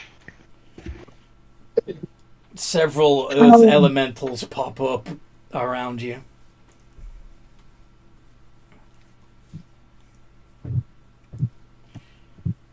What do you want to do? I think fight. To be honest, I think that this thing is too dangerous to be allowed to continue to exist. Precisely what I was thinking, says the Dow.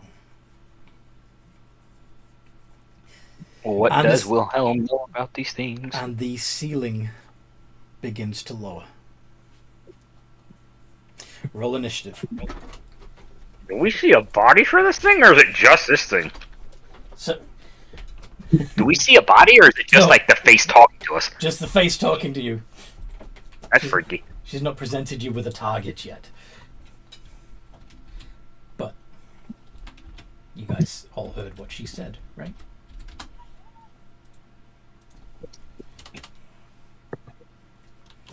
And look at this spell real quick.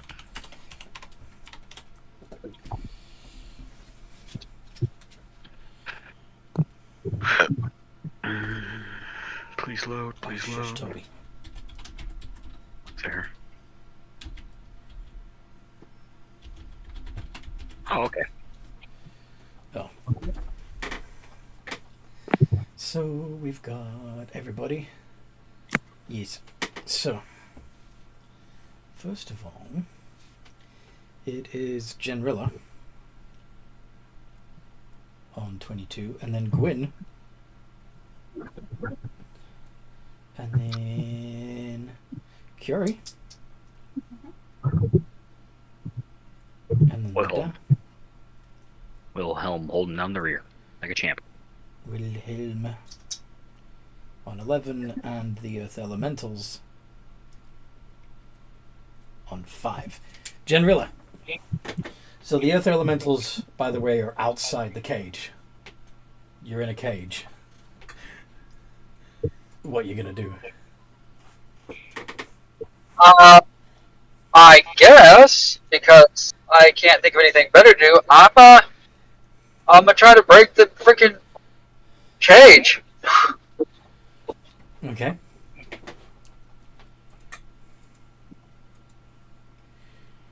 Despite all my rage. Go on. You going to attack the bards, or are you going to feat of strength your way out? I'm going to, because I think it would be much cooler, I'm going to attempt a feat of strength my way out. Cool. Make a strength check. Athletics. Come on, roll. Nice. So yeah, you bend a couple of bars wide enough to be able to get your own torso through. Then I'm going to step through, and as a bonus action, fire up my sunblade. Cool. Gwyn. Gwyn is going to ghost walk, Through the so that bars. takes up a bonus action. Going to fly out the cage and basically like, hey, you guys, try and get me, while still being in ghost form. Yes. So she's trying to distract the Earth Elementals. Yes. Kiori? Rage. Rawr! I'm honestly debating doing Earthquake again. We're up. Do not. I mean, if you do it, but fuck. Well, actually, you know what? That would get rid of the Duergar issue, I guess, wouldn't it? Possibly. You might cause a cave-in below. I'm just trying to think what else I can use. I don't have much else that can destroy rock. We have got Firestorm, Mm-hmm. Fire Shield, Flame Strike, Dawn. Spirit Guardians, so that anything comes near you gets hurt. Yeah. I might actually do But, Spirit. Gone? but the rage. But yeah, well, she'd have to cast it before she raged. Although no. Yeah, no. Yeah, if you're raging, you can't cast spells. So. Okay. At this point, your option is, well, change into a big, strong animal that can punch things much, or summon your wildfire spirit, or attack something in your Goliath form. You'd still be able to add your rage bonus to the attacks of whatever creature you shift into if you choose to wild shape. What's the biggest, hideous thing I can change into? The biggest, hittiest thing that you can change into. Well, I believe it would be a CR1 creature, I think. Let me double check.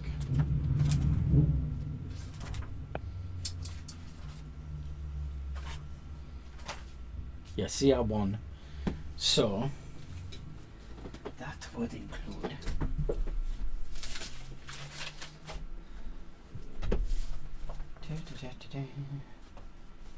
Brown bear.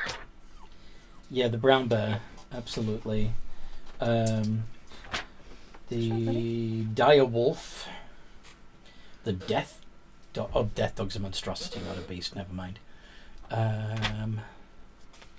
Mini.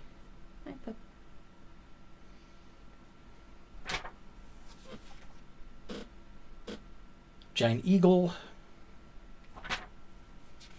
It's probably gonna be a brown bear, isn't it? Giant octopus. But I'm not in water. This is true.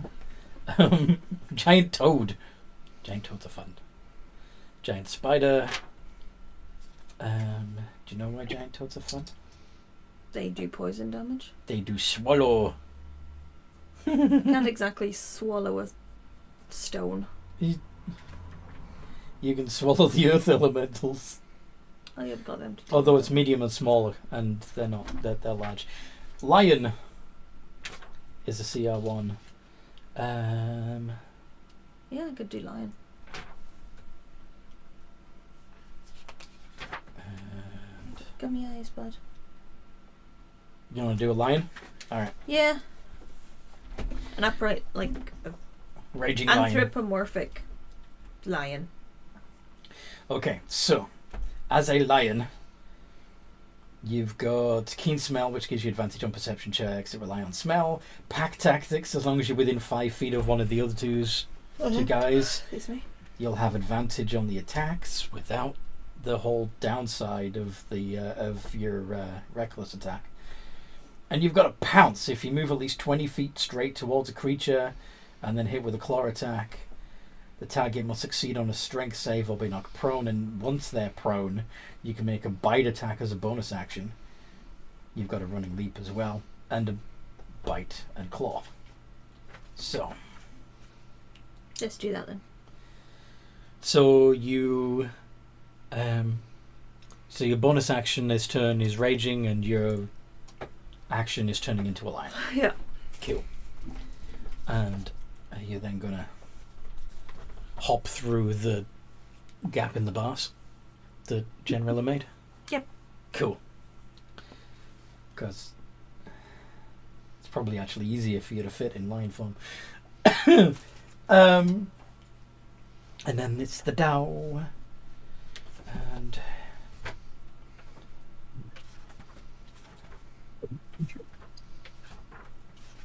I sometimes wish it was more than just beast you could transform into. yeah, and some people do homebrew allow you to turn into monstrosities as well, because monstrosities are often just two beasts smashed together anyway, like the owlbear. But rules is written. I just remembered I need to install that thing on my laptop Yes. for tomorrow. Okay. Get help.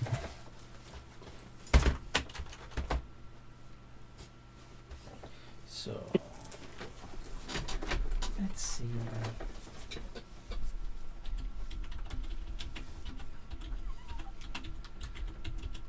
Could you help Toby? Yeah. As well? Ow.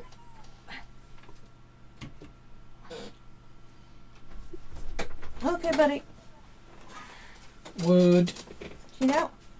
Go on in. Let's do Gwyn. I'm always picking on Generella. Let's do Gwyn.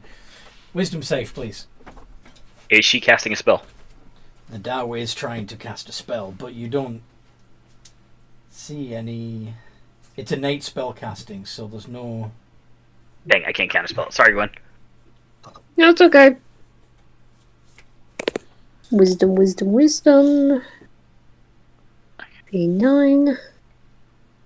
12. So, you're frightened. Sorry? How far away is Gwen from Generella? She's flying up near the roof, right? Just double checking. So, how much I hurt? At the end of each of your turn, you need to make another wisdom save. And if you fail, you take damage. At the moment, you don't take any. You're just frightened. So... But it is now... Where exactly am I frightened of? Like, everywhere, or...? You are... Okay, so... Basically, you're surrounded by images of your worst nightmares. Only you can see these images. So, whatever it is that you're afraid of, whatever Gwendolyn is afraid of, is swirling around you and freaking you the fuck out. Which is why it does psychic damage. Because, yeah, it affects your psyche. Wilhelm, Okay. what you doing? Alright, he can't do much, he can't see much, so he's going to go ahead and he's going to move over and... I'm sure by now he's got Genrilla's AoE bonus effect memorized, so he's going to try and just staying within Genrilla's AoE effect. Okay. I think it's... Did we say it was a 15-foot dome, or is it a 15-foot circle to each side? I can't remember. It's 10 feet currently. 10 10 feet, okay. But you're going to step out of the wrenched open bars. Mm-hmm.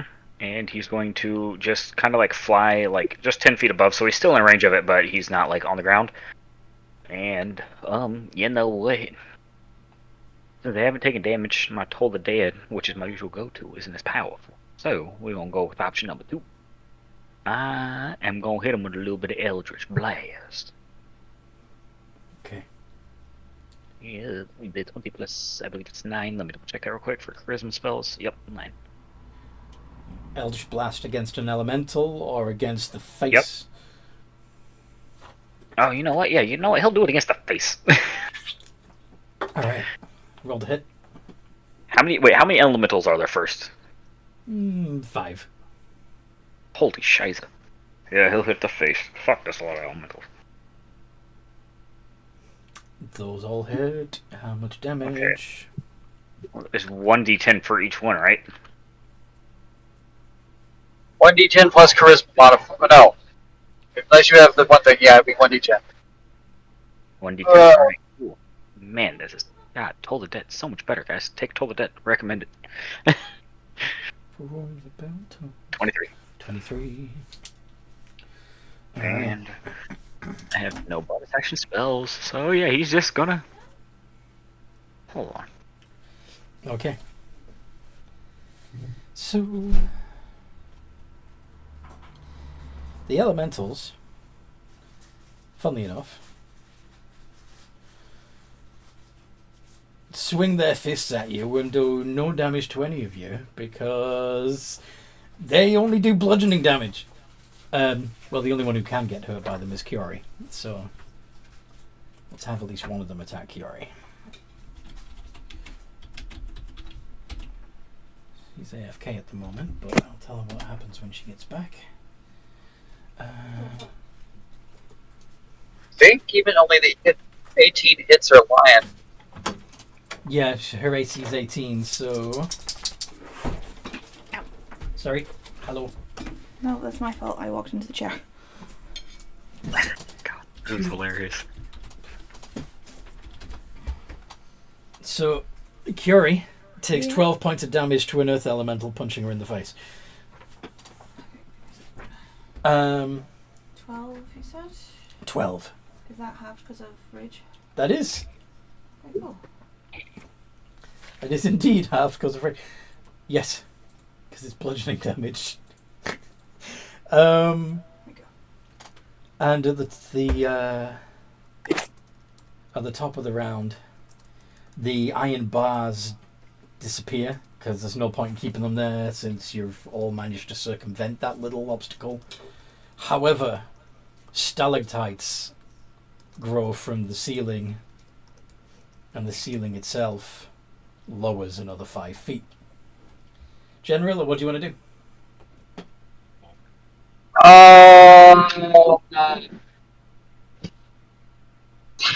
Since they can't really hurt me, I'm gonna walk past the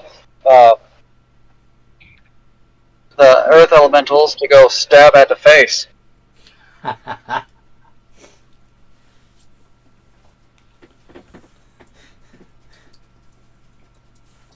To heck with you and your crazy nonsense.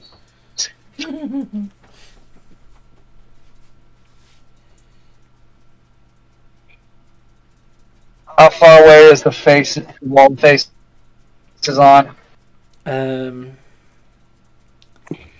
Let's put her 60 feet away. Okay, then I'll use my bonus action to dash to get there. Okay.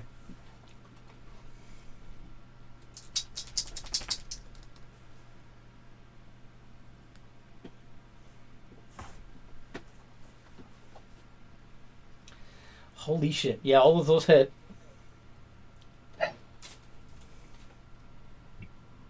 Jesus fuck. I'm going to hope that I'm actually hitting. I'm hoping I'm actually hitting the demo, so I'm going to go ahead and burn all 3 of my 4th level spell slots for Divine Smite. Divine Smite. Divine punch on the base damage.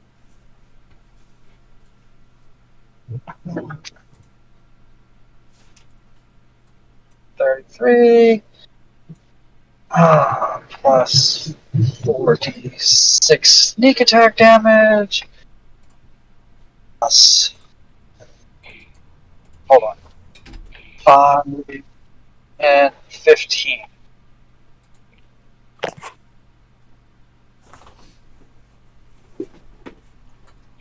So we do 121 points of damage. Holy shit! Alright. Nice. What I'd like to see. Good job, good job.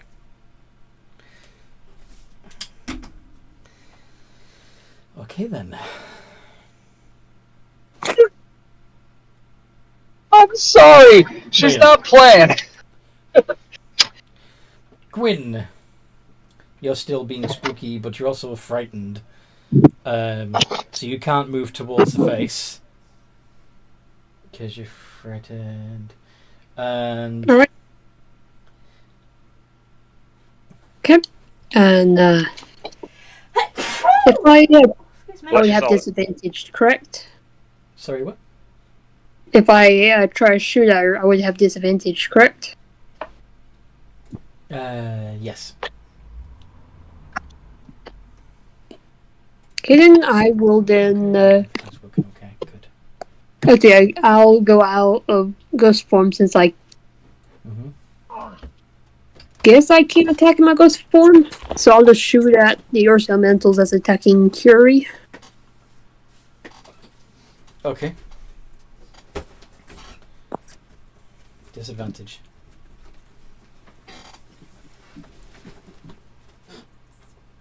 Oh, that's great. Oh no! She broke. Oh wait, I have disadvantage on all the creatures. You have disadvantage on any attacks that you make. Yeah. Yeah, she's everything So if in you the get room, sneak she said, attack, though. Then you Yes, will fair. have a straight roll. Sorry? If she gets sneak attack, she'll get a straight roll. If she has advantage on the attack, yes. But Oh. Sorry, sneak attack doesn't give you advantage. sneak attack doesn't give you advantage. But if you choose not to Curie, move, did you could give yourself steady aim if you don't move, which would balance out the disadvantage and give you a straight roll. But you wouldn't be able to get elven accuracy or anything because it would be penciled out. Yeah. Yeah. Hey Curie, are you okay with the Earth Elementals hitting you, or? Yeah, I'm fine. I've got a decent amount of hit points. It's fine. Especially since at the moment it's just hitting the lion's hit points and not your own. Oh shit! Yeah, I forgot about that. Yeah. How many hit points does a lion have?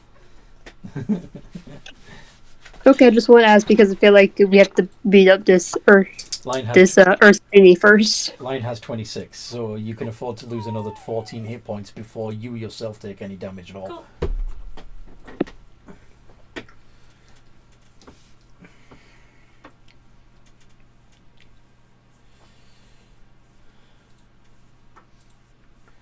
Okay, I just want to ask you first. Like, okay, I'll try and hit The face.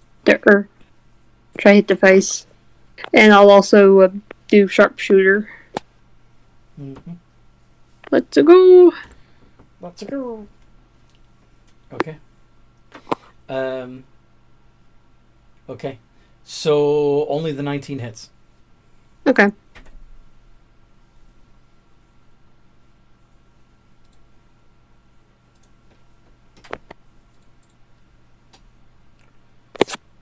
Ooh, minimum.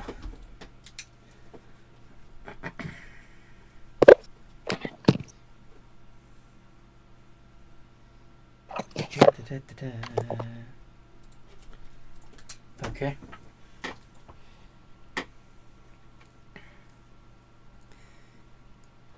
Curie.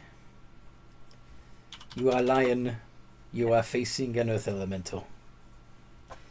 I will pull up the monster lion.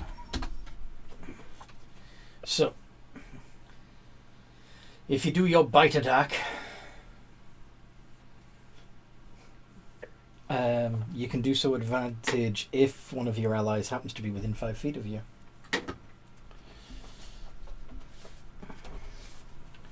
Did you place yourself within 5 feet of one of your Yes. buddies?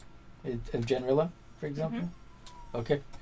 So, D20 plus 5 ADV.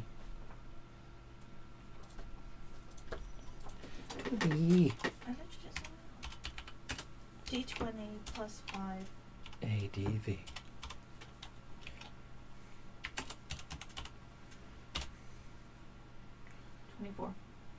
That hits. So you do a D8 plus 3 plus your rage bonus, which is a plus 2.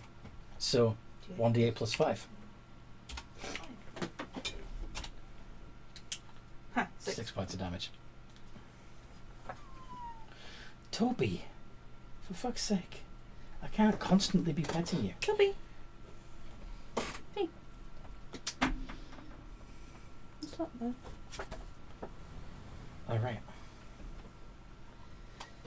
So that was Curie. And now the Dow's turn.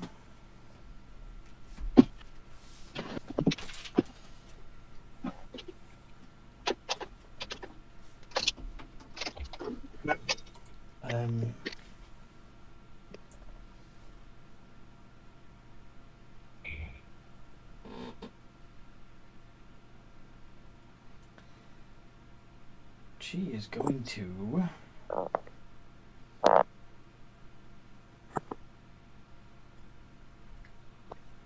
move to the other end of the room through the rock.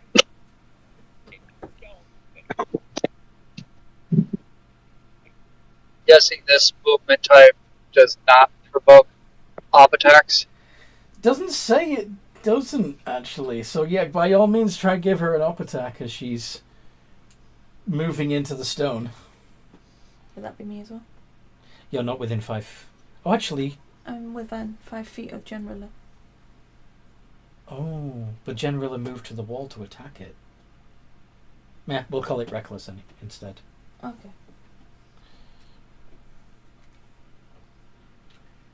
$21 hits.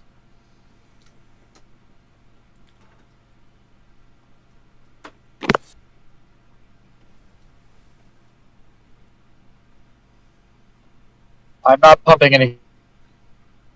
But,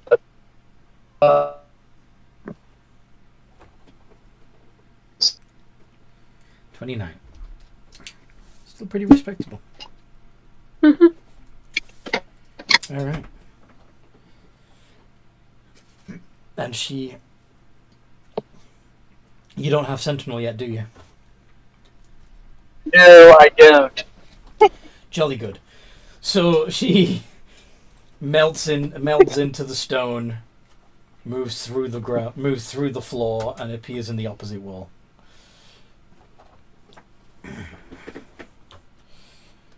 Wilhelm. All right. Can he see her? Yes. Well, Alright. you can see her face in the wall, the other end of the room. Well. Were you still standing in the middle of the room? Yeah, he's just going to stand in the middle of the room. I mean, he doesn't seem to need to move right now. All right. Oh yeah, so you're just gonna Eldritch Blast again, huh? Yep.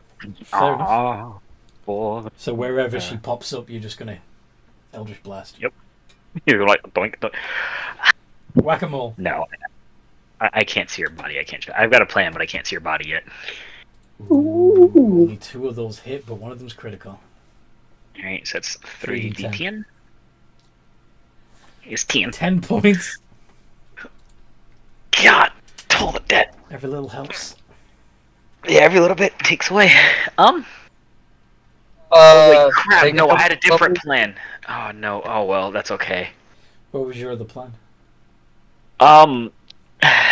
4th level spell, Mordenkainen's Faithful Hound. Found out it's immune to damage and does 4d8 piercing damage whenever it hits something, and it uses my attack modifiers. Oh yeah, So I was just gonna summon that and have him attack the elementals. it's a great guard dog. Doesn't it take like a minute to cast or something though? Instant. I checked. 1 action, and it lasts 8 hours. It has to stay within 100 feet. I'm gonna start just free casting that motherfucker. Oh wow, it is a 1 action. So I've always thought, yeah, I've only ever thought of that as a guard dog while you're sleeping. I did too, and then I looked and I was like, you know, this could be a great just In like, combat, yeah. hey, like, hey. Alright, well, next turn. I messed up, totally forgot about it this turn. I'll take the damage I did. That's alright. No worries. No, it's okay. Alright, well, I mean, the other thing that'll make your Eldritch Blast better is take a couple more levels of Warlock, get Agonize. I plan on it, modifier to but it. first I've got to get my wizard levels up, because next wizard level I get 9th level spells. The next feat I'm taking, I'm going to take a boon to give me a second 9th level spell slot, so... Gonna be all the chaos. You know that instead of taking a boon, you could, if you wanted to, take what is it called?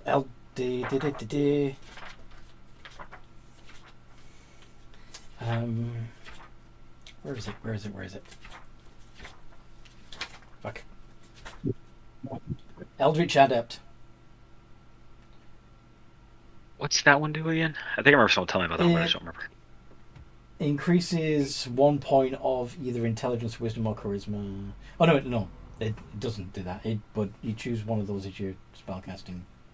It's already charisma, isn't it? But you learn 2 Eldritch Invocations. Sorry, 1 Eldritch Invocation of your choice from the Warlock class. If the invocation has a prerequisite of any kind, you can choose that invocation only if you're a Warlock and meets the prerequisite. Whenever you gain a level, you can replace the invocation. So basically, because you've already got Warlock levels, it just gives you an extra Eldritch Invocation. But Yeah, I'm looking at some of these invocations are actually really nice. yes, Like, the, I like the Armor of Shadows, the one that lets you just mage armor for free for 8 hours. yeah, that one is actually really nice. I was also looking at the one that, Eyes of the Runekeeper, so I can just read every language just because that's fun. That's funny to me. Okay. So, Ellen, my dear. Yeah. Oh, Go. at the end of Wilhelm's turn, You gonna use a legendary? yes, I'm going to use it just to move. 30 feet? I'm gonna start. Yep, I'm gonna start crossing the room. Okay. Alright. So, the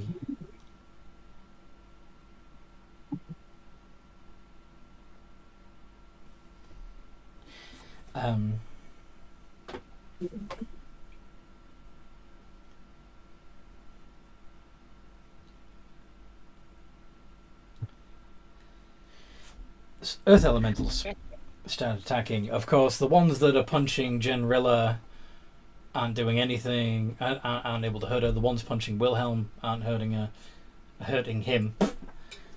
But the one that is attacking Curie.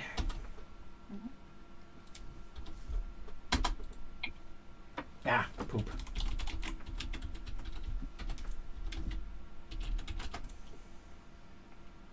$17 and 10. Miss. Doesn't hurt it. Doesn't do. Yeah, they're useless. You're just too powerful. Can I would like to do a legendary action. Sure. Can I use his legendary action to try and, I guess, break out? Roll to see if I can get out of fear? You can try to smash a wall.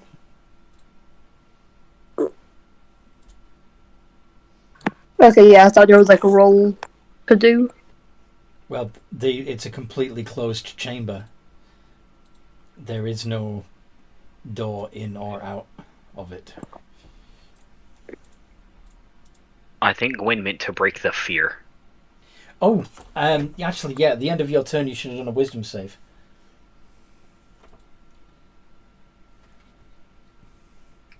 Okay, so that failed, so you actually would have, at the end of your last turn, taken 4d10 psychic damage. One Gwen. Okay, so gee, I can't help you there. Sorry. 15 points of psychic damage. So yes, on this turn, you're still frightened at the beginning of it, but at the end, you need to make a wisdom save. Okay, I'll try and, I guess, I'll shoot at a Earth Elemental that's attacking. Corey? Yeah. And, is a steady. I guess I'll do steady aim as well to even that out. Yep. So it's a straight And roll against the stone face. No, against the elemental, right? Yeah. Yeah. Go on then. That hits. Oh, that wasn't a roll to hit. That was your wisdom save. No? No, it wasn't. Oh, it was. Okay. Thought you had multiple hits. She's using a legendary for the full turn. Oh. Oh, yeah. Okay. No, it's okay. So whose actual turn is it? I believe it's Curie. Top of the Lord Cord. No, wait. And you said for me to take another. The elementals. The elementals just took a turn, didn't they? Yeah. Okay, so it's Genrilla next. And actually, you don't do a wisdom save on your legendary, just on your actual turn. Okay, just right. Did Curie get her turn? Yes, she did before the Dow. Because... yeah.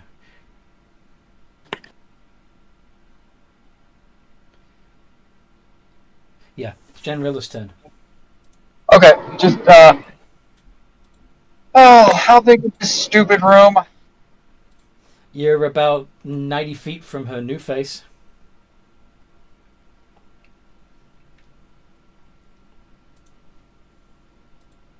I could get there, but I wouldn't be able to do anything.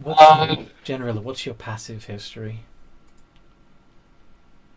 17. Great. 17.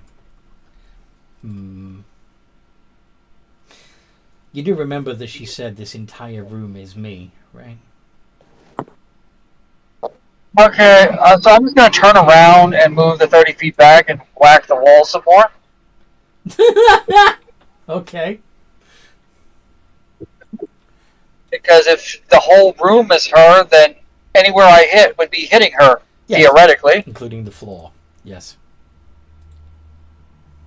Yeah, but I'm afraid if I hit the floor, she'll open up a hole and drop me through. Okay.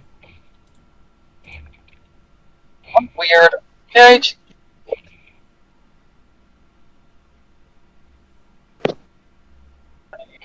Oh, 16. All three of those hit. Oh.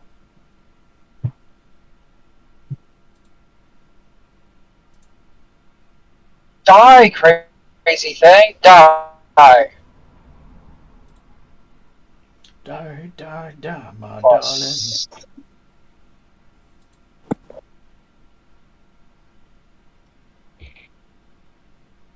Oh. Don't I?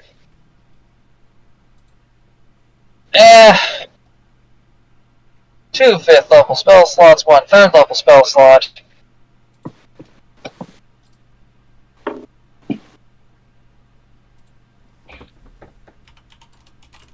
Away. 127. Yeesh.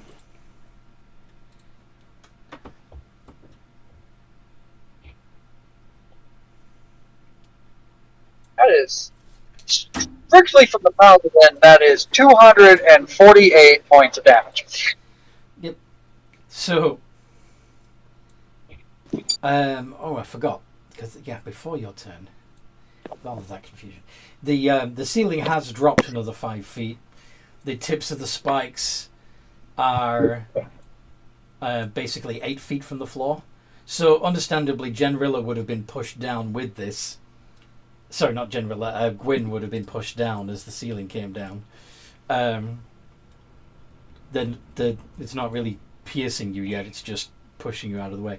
However, yeah, you've got 10 feet between the floor and the ceiling, and there are these 2-foot spikes on the ceiling, so you've got 8 foot of clearance right now. The elementals have shortened themselves accordingly. Gwyn, what would you do on your turn?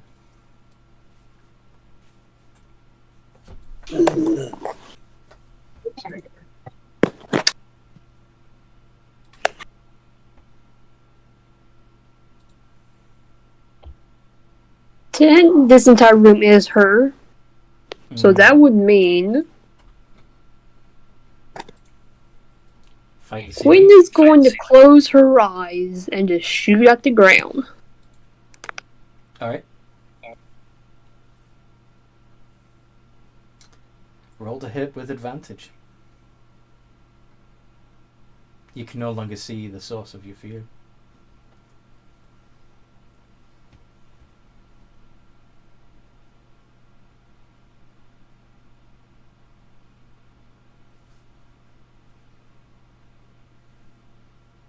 Elven accuracy. Mm-hmm.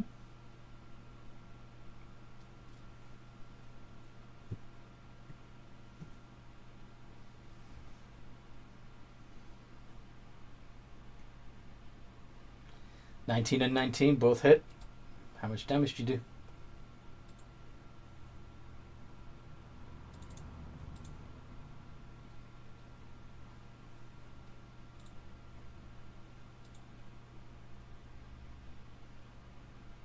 It- 65. And I am going to do my class feature and do second win. No, wait, not action surge. Action surge. Okay.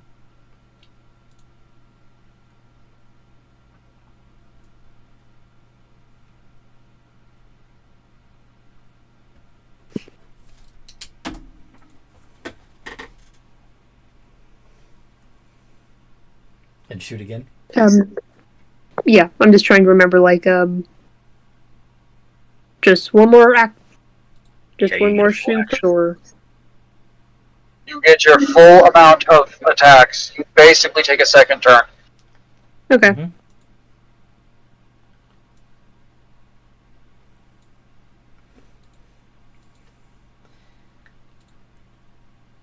Then do Will of Accuracy again. Mm-hmm.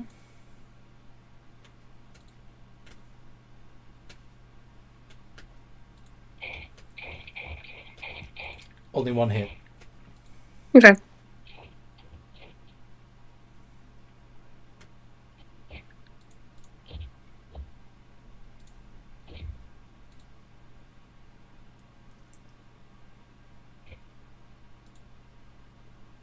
All right.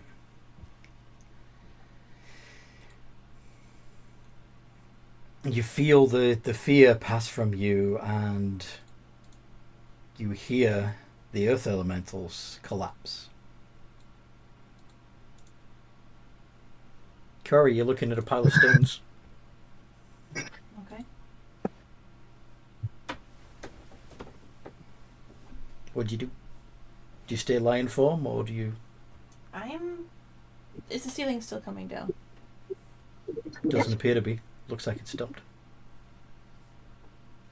I'm gonna stay in lion form for a bit more. So you don't stick your head on the ceiling. Because you're pretty tall. Yeah. Okay. This doesn't sound right. Are you doing anything? Or are you holding your action to see if there's any more shenanigans? Yeah, I'm holding action. Okay. Wilhelm, what do you do? Does he see any of the stuff that like she absorbed when she reappear? No. Nope. Okay, You know where You he make it hard. disappeared, though. Maybe you can dig in that spot and find him. Would he be able to make an Arcana or like history check to see what he knows about Earth Genie to be able to tell like what happens when she dies, if like she's truly dead, anything like that? Yeah, make an Arcana check.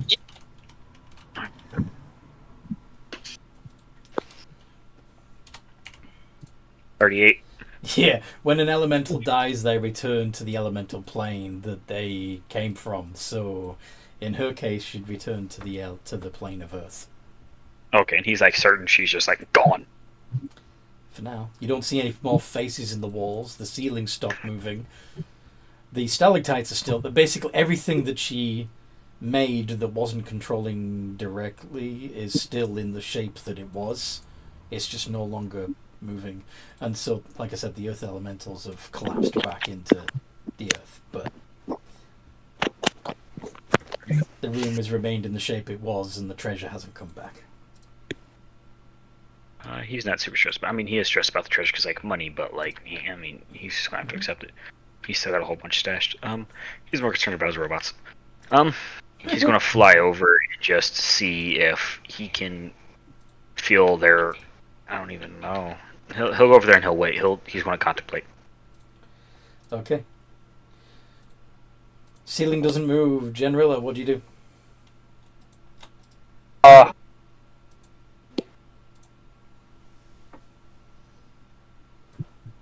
I don't know if she's unconscious, she's still part of the freaking whole room or not, so. I'm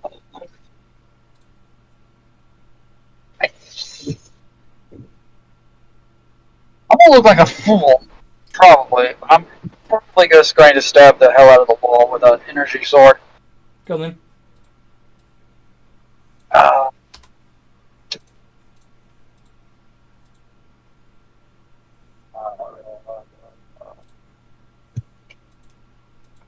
With advantage. Yeah, that's kind of what I thought was going to happen. Because it's a wall! Yes. And it can't dodge out of the way anymore. Yep. Yep. All three hit. Alright, I'm not going to roll the damage because it's going to be silly amounts of radiant damage to a wall. With your third, with those swings, you see the wall begin to crack.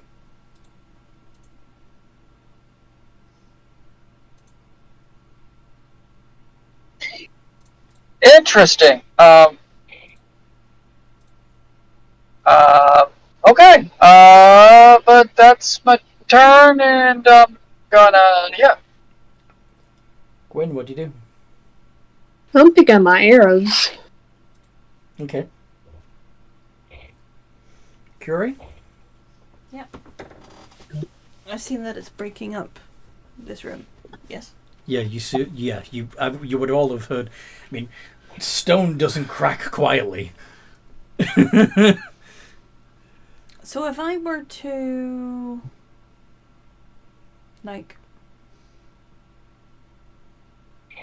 punch the wall where it cracked, So you want to or at least like hit it, still in line form? yeah, All right. to see if we can actually break out of the room. Yeah, go for it. Roll to hit. Now bear in mind that it's just a d20 plus 5 right now. Well, it would be an advantage anyway, because you're hitting a wall. Or you can do an athletics check if you prefer, which you can do at advantage because you're raging still.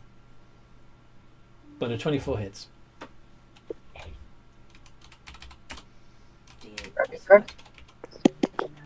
D8 plus 5. As you bite the wall. Or like shoulder barge it. The crack gets slightly bigger. Would it be better if I was a Goliath form? I get to draw my wild shape then. I think is that. Can you do that as a?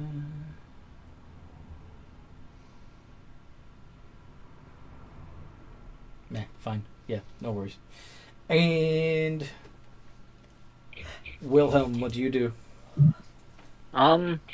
Seeing how attacking the wall is seeming to be doing something, he's going to fly over to where Jinrilla hit and is just gonna pull out his mace and just say, "Well, here goes." And he's gonna swing with his Mace of Terror, or whatever the hell it is I got now. No, it's not even the Mace of Terror. What is that? It says Long Sword of Warning. That's what that one You is. got the long sword Okay. of warning, but you also have a Mace of Terror. No, I sold the Mace of Terror. Oh, you did? Then it needs to come Yep. off your equipment list. Did I forget to remove it? I will remove it. Yep, here shortly. I thought I did. Yeah, because he sold to Braziel for some like cash or something. Yeah, that's true. It's 2,500 store credits. How much Braz gave him? Let me go delete the Mace of Terror. Hits. Water walking. I think I did. I just don't think I sent you the updated one. Probably haven't. That's fine. Alright, let me get ready to send that to you now, actually.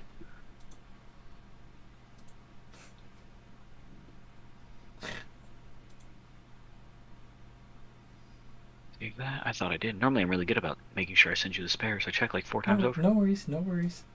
Load file. Wilhelm. There you go. It has been processed and sent. Okay. So.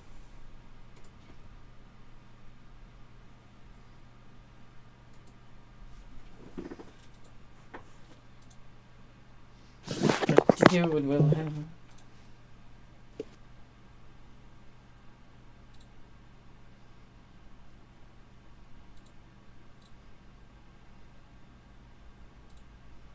Oh, wait, hold on. I was looking at the wrong part, did I not?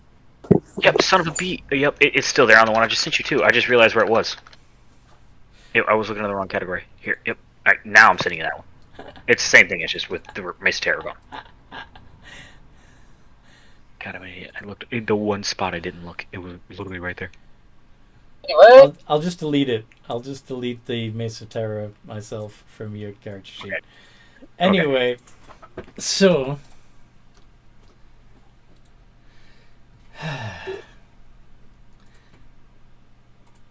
so you punch the wall. How much damage you do? How much does a long sword of warning do? Is it just 1d10? I think it's 1d10 in it. I think it says 1d8 plus 7, but that if the longsword, if you use it two-handed, it's a d10 plus 7. Ah, sure, he'll two-hand it. Why not? This is funny. He's never got to punch a wall before. Ging. You know what would actually happen if you swung a longsword at a wall, right? I assume he's stabbing it, because I assume otherwise this is really going to It's hurt. gonna break the longsword. But anyway, go on. 1d10 plus 7.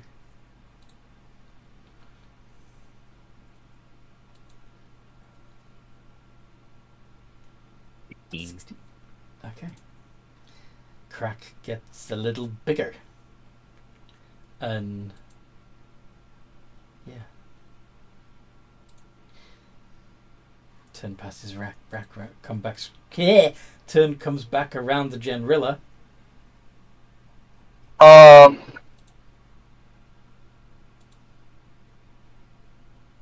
could keep swinging my sword, but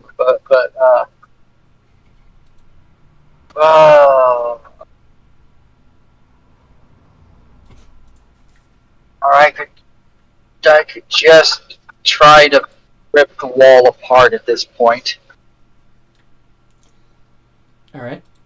So you're gonna try and jam your fingers into the crack and do a feat of strength? Yeah. Go on then.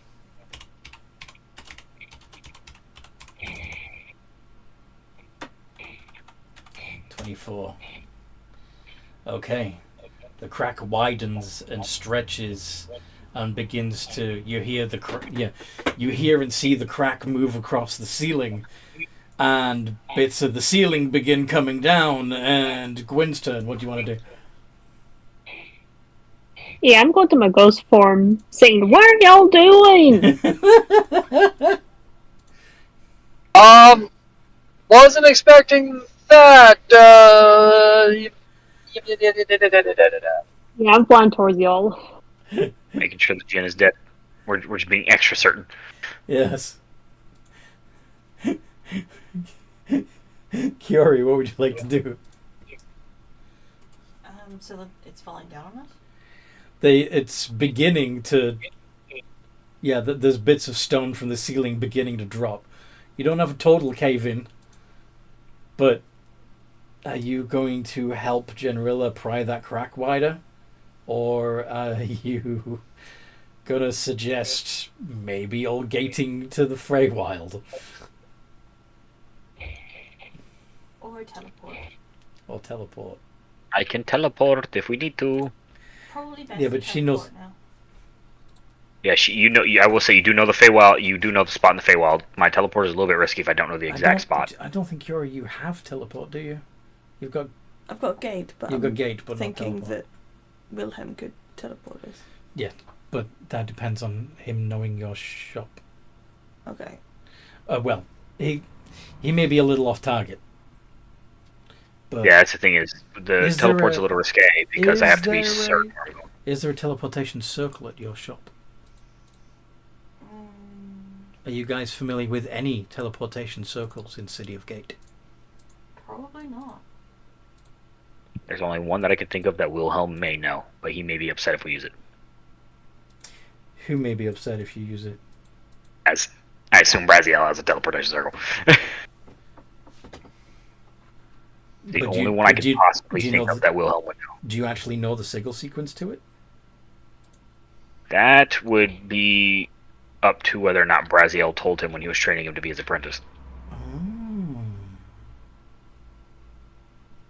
Forgot about that bit. Yeah. That's the only reason I'd even say Wilhelm knew. Yeah, you know the sigil sequence to Braziel's. All right. Yeah, everyone get together. Come here. And he's going to begin prepping it. All right. And yeah, he'll wait. Is in the meantime, everybody going down? Genrilla, are you? Yes, I'm going to come get teleported out of here. I'm not going to cause a cave. All right, Bamf. Yep. You're all in Braziel's back room. I believe Wilhelm is going to. Gwyn has seen his back room before. I'm going to presto the dust off me and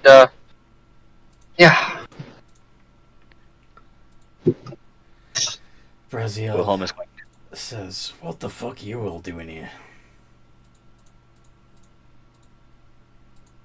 Would you believe escaping a potential cave-in in a Dow's uh,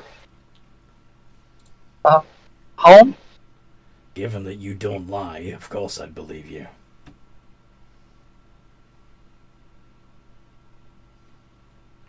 By the way, that Dow had twice the number of hit points that she did before, and you still took her out really quickly. I'm sorry. You're not. Anyway. When the paladins have had enough, Yeah. Oh dear God. Power of Alright. Smite. You're the City of Gate group, aren't you? Yeah. Alright, you might want to go. Where are we then? Did I teleport us to the wrong gate? Oops. No. I guess. This is the back room. It's just yeah. okay. Just go through that door, and you'll head back into the shop in City of Gate. But while we're at it, if you want to go somewhere else, let me know. No, we've got business still in Gate. All right, head that way. Thank you. And you open up the door and go through into Braziel's shop. Yeah. And see your Braziel standing behind the counter. What the fuck? You know, you're not supposed to use that teleportation circle for everyone. It's supposed to be just for you, Wilhelm. There was a falling building. Sorry, we were trying to get out. Jin was not happy that we killed her and began to collapse the building. We were just trying to go. God damn it. Last time, I promise. Just for me. Yep. No worries. Did you kill it? Yep, it's dead. Fuck.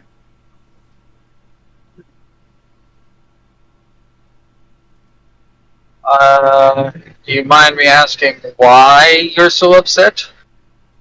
Well, I don't know if you know this, but genies are very useful for making wishing rings and luck swords and luck stones. Is it a genie? Yeah. Or was it Dow, not a They're, genie? Dow, it's an yeah. Earth, Dow is an earth genie. Isn't there a Jin? So it isn't wasn't a Yeah. djinn, but it was still a genie. Okay. Yeah, there are 4 types of genie: the Dow, the Afridi, the Married, and the Jinn.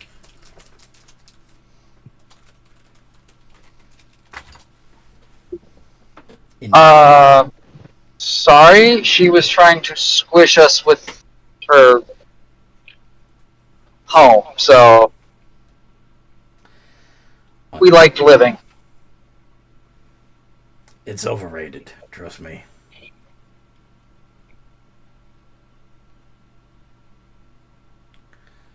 But no thanks. We gotta go. Over here. Oh, yes. Real quick. Well, before we leave, Wilhelm's going to. He's going to be totally making for the door. Then he's going to stop and like karate chop his own hand. Like, oh yes, before I forget. And he's going to like spin around. He's got to get a better melee weapon from Braz. He's all I've got's that long sword of warning and a crossbow, and then the crossbow don't do nothing. Okay, what do you want? I can use most combatant weapons that are meant for artificers. So I mean, I reckon anything as long as it's not a like I guess like a warhammer or anything, I should be okay. And then some kind of ranged melee. As long as it's not a warhammer. Yeah, I don't know what the exact limitation. What all weapon? He would know exactly which weapons. It's actually, you know what? He's looking for a longbow, longsword, or short sword, or crossbow. I guess those 4. The ones I'm proficient with, which I think are base weapons. And what's your budget? Well, honestly, he's been walking around with these. To help give himself some extra cash, he's gonna moon touch sword he doesn't need, and the tread and the fish command he doesn't need. He's gonna also save Braz wants those because he's like, don't fucking. Again, in the bag he goes, out of the bag he pulls them, and each one is labeled with a. The moon sword is common.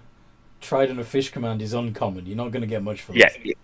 if Braz wants them, if not, then he'll throw them back in the hole. He's just trying to. I gotta clear this thing out. I'll take them off your hands, but Yeah, I'll need them for my. I just need to get rid of them.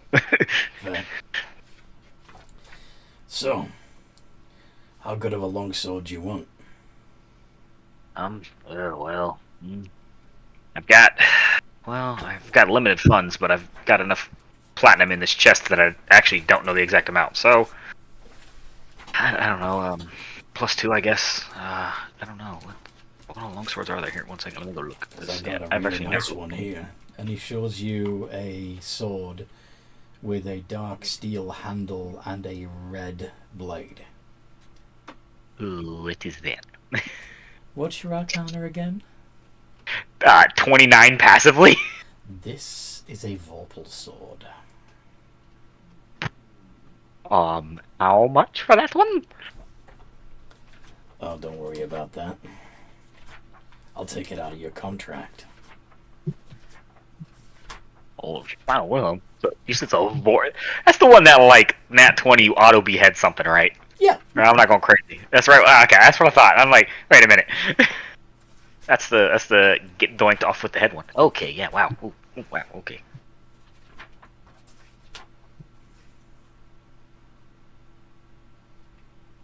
Yeah, that's only slightly, like, extremely dangerous. Yeah, wow. Also, how much is his contract with Braziel? I don't remember. Well, what do you remember? You don't remember what the terms of the contract were?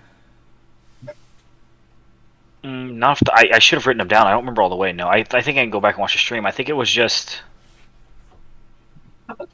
What was it? I think Braziel. What did Braziel want? Was it? Hold on, I don't remember. Damn it! I should have written this down. I can add an addendum to your contract to include the Vorpal sword, as well as a caveat that you can buy yourself out of the contract for 100,000 gold pieces or 10,000 souls. Yeah, why not? He'll take that. Yeah, I'll have to watch. I'll have to look for the YouTube video later where he.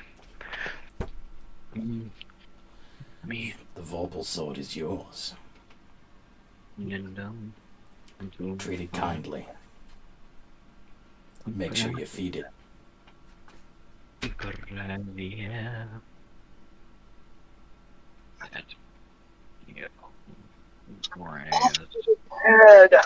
Yeah. And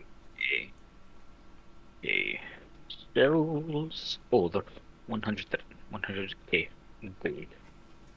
Just to double check, Anthony, I don't know if we ever found out, would Braziel accept the souls of other fiends? So, like, if he was to slaughter a fiend and, like, offer it to Braz, has to be humanoid.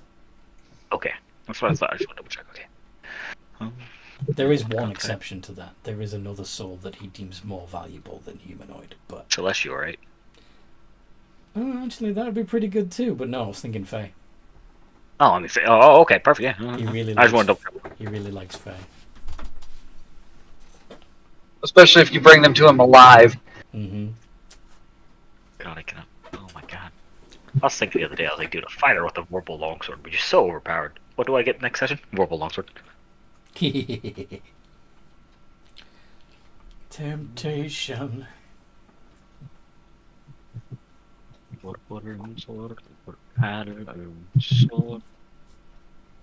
And he took the longsword warning. Okay. I'll just change that to save Vorpal. Okay. Anybody else want to purchase anything from Braziel while you're there? Moment. Nope. Holy hell. That does 1d8 plus. Is it strength mod plus proficiency? Since I'm proficiency. Oh my god. Heading back to the herbalism shop then? Oh. Yes. It's just super.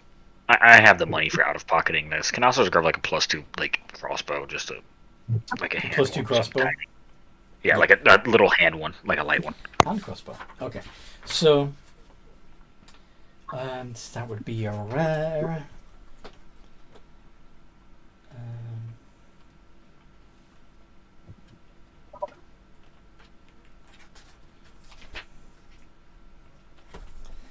5,000. And how much are hand crossbows normally? Because I'm not a regular crossbow is like an action to reload, isn't it? Yeah, they all require loading. Well, it takes actually it's not an okay.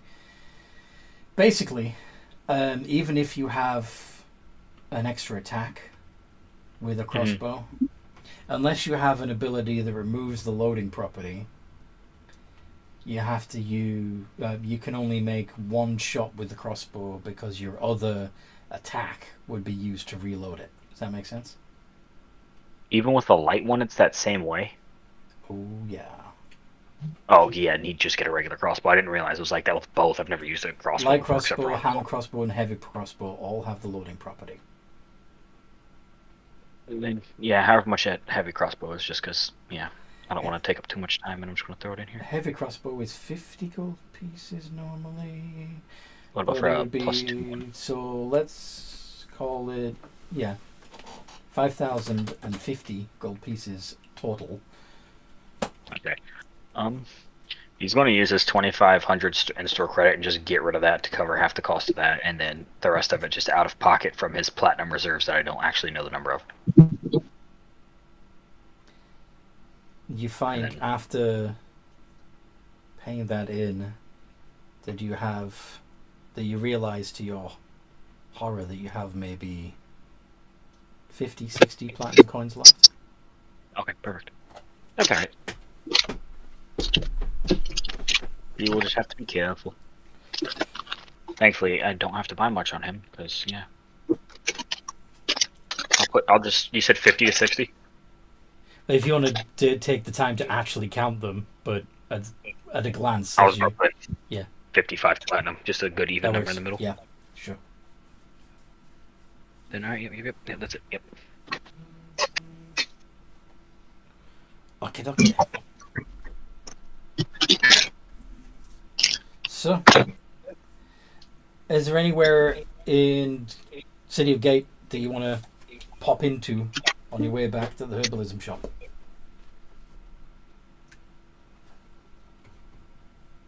No, but I'm going to be looking at every person we pass extremely closely, seeing as I have... Are you going to cast your... No. As long as they're within 60 feet of me, I'm just going to rely on my true sight to see through any illusions. Ah, true.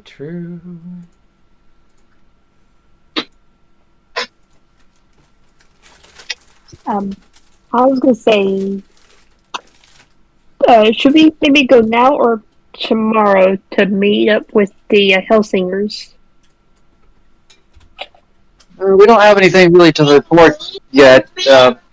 They really, because we're going to have to hunt down the one that's doing the vampirism thing. Which means we're going to have to hunt down all of them before we go report to them. Though we do know that about 13 left got out. But we've killed one. Hey, show me the fish tank. Show me the fish tank! I thought she said Oh, that's good. Show me the fish tank. Okay, well that was random as heck. That was great. Love it. Okay then, I guess I will in the shop. As you're walking through the town, you see, well, to everyone else who doesn't have true sight, it looks like a noble with two guards. The guards seem to be the guards each have 3 large dogs aggressive-looking dogs on a leash.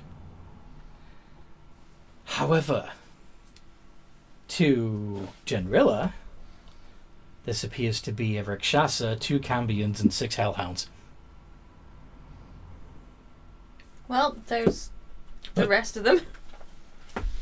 You don't see that, though. 'Cause you don't have the...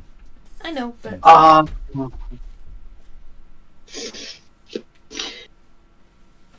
That's 9. Yeah. Guys, you see that group of people?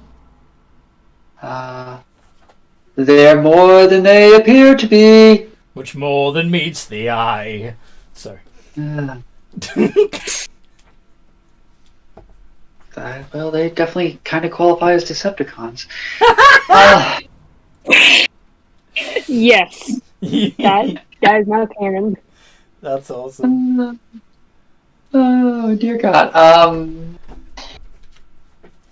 Shall we go introduce ourselves? I'm going to go take a. I'm gonna rogue. I'm gonna rogue. So you're gonna climb up a building?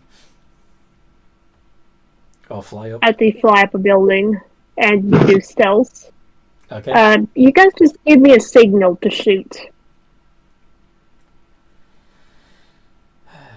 Out of my way. Can't you see that I have got places to be?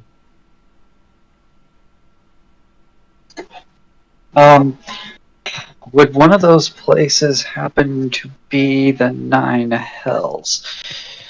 Actually, I'm trying very hard not to go back there.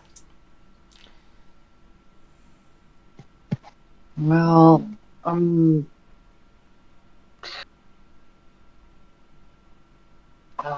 afraid that I'm going to have to insist that you return from which you came. No thank you. Now, if you would kindly fuck off.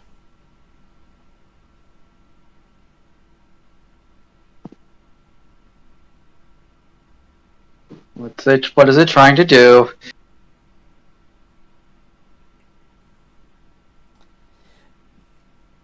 I don't think charming you's gonna do anything, is it? Nope. No. Can't be charmed. Can't be charmed, so he's not gonna try dominate person, because it's not gonna work. I understand that you're a paladin and you feel like you have to interfere with things like this, but look around you. Look at this city. There are far more worthy little jobs for you to do than to bother with me and mine. So go feed the hungry, go clothe the sick, or whatever it is you do. Oh, I do. When I'm not sending fiends back to the lower planes.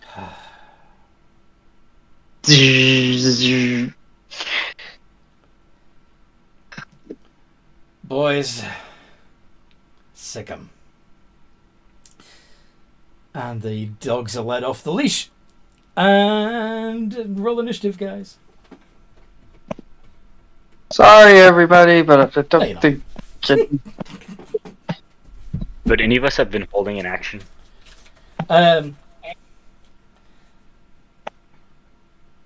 Maybe. Why? What do you have in mind? Oh, I was just gonna hold like Eldritch Blast, so the moment they like loosed the Hellhounds, he was gonna Eldritch Blast each of the Hellhounds at least once. You're probably going to get higher initiative anyway. This is likely. Let's see. But it's not surprising. I mean, the hounds would have been, eager as well.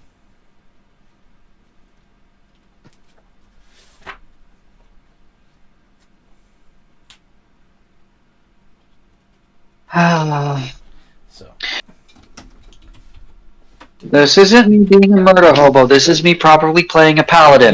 Yes, I know. I'm just teasing you when I say shit like that. You know that. No, I'm reassuring myself that I'm not just. Oh, yeah, no, You are just crusading. It's a There's a difference. Yeah. Yeah, don't worry. Wilhelm would judge you if you're being a murder hobo. It's okay.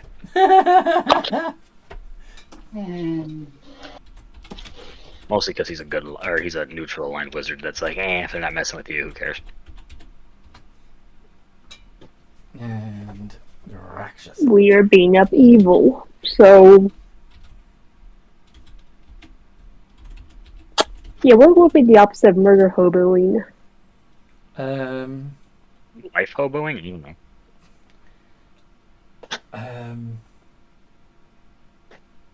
Yeah. Being a life domain. Birth homing. Home birthing. There we go.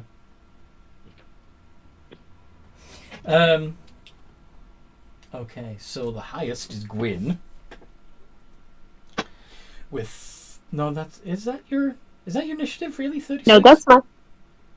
No, that's my sneaking. I went to go. 13. Your 13 is your initiative. Okay. Do we have? No, I don't have everybody's. Me. That's what threw me off. I thought, I've got the right number now. So yeah, Generilla first. Me last. 123. Followed by the Cambions. Also 123. And then Wilhelm.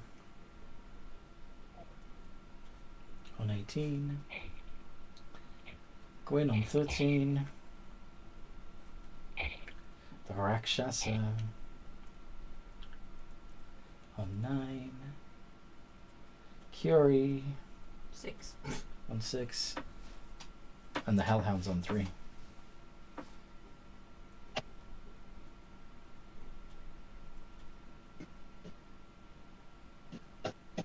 Yes. So Generilla, I'm assuming you're going to go straight for the Rakshasa. Yeah, I'm gonna go deal with the. How close are his Cambion bodyguards Within to him? They're pretty much walking beside him, like either side of him. Does that make sense? Crap. Yeah, that makes perfect sense. Okay, so we'll get the sneak attack. Technically, Nope. the line of Hellhounds would be in front of all three of them. Does that make sense? Yeah. So unless you want to do some stunt where you step on a Hellhound and then come down with your sword on the Rakshasa behind them, you'd probably have to hit the Hellhounds first.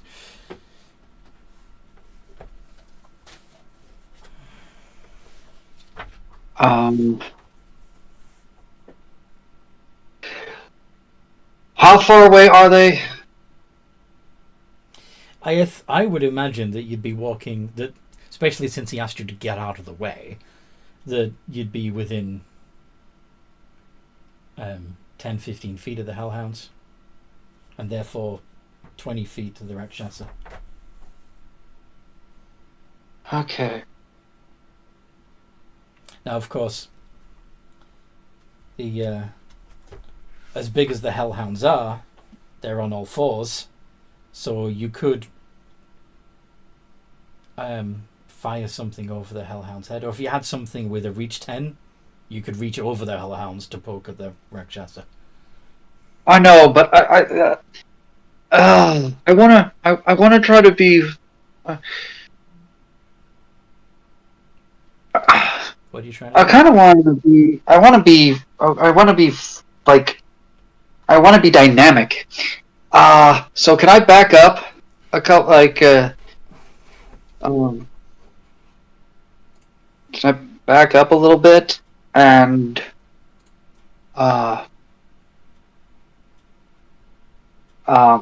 because I did make this sound like I'd already activated my sword, so I don't have to worry about my bonus action. Mm-hmm. I'd like to back up and I'd like to run, and I'd basically like to spring off the head of a hellhound in a jump, and then bring my sword down on the Rakshasa. Make an acrobatics check. Acrobatics or athletics? Acrobatics. Because that is acrobatics. Of course it is. Yeah.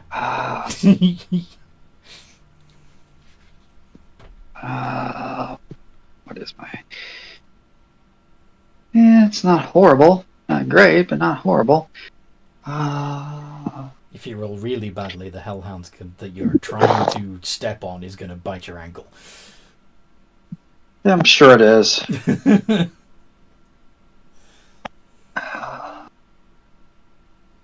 Roll well. 18. Okay. So yeah. Okay, then I'm going to attack the Rakshasa Yes, with you do. my, Yep. Mm-hmm. with my sword. With your sword.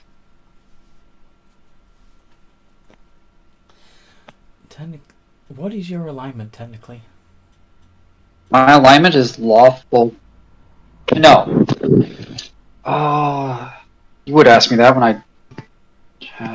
It's important. Good. I know it's good. Okay, that's the bit I need to know. I'm gotta ever find the thing on the... It's lawful good. I found it. It's fine. Okay. And you're using I can remember... using your rapier or your longsword? Using your magic longsword, aren't you? Yeah. The Sunblade, right? Yeah. Is that technically slashing? Okay. Technically it does radiant and not anything else, and... True. If somebody says something, I can easily switch to my other That's fine. blade. Because your rapier is not magic, is it? No, it's a +2 rapier. Oh, it is. Okay. Anyway, doesn't matter. All three of those hit. So, 3d8. Wake up. Brush your hair and put on a little makeup. 33. I don't like this guy. Too many people around for the sneak attack. You Come basically on. jumped right into the middle of the combat. You're going to be completely surrounded. That's okay. And I know that they can hurt me or whatever, but Yeah, they can. that's what the paladin's supposed to do. Okay. Okay, so that's 4. So that's 11. As I burn my last 2 third levels and a second level to do 102 points of damage to the Rakshasa. That's freaking ridiculous. Okay. So the Cambions.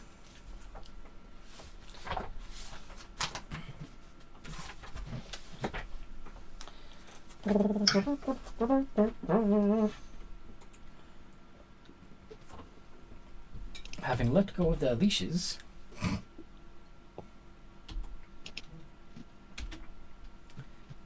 for d20 plus 7.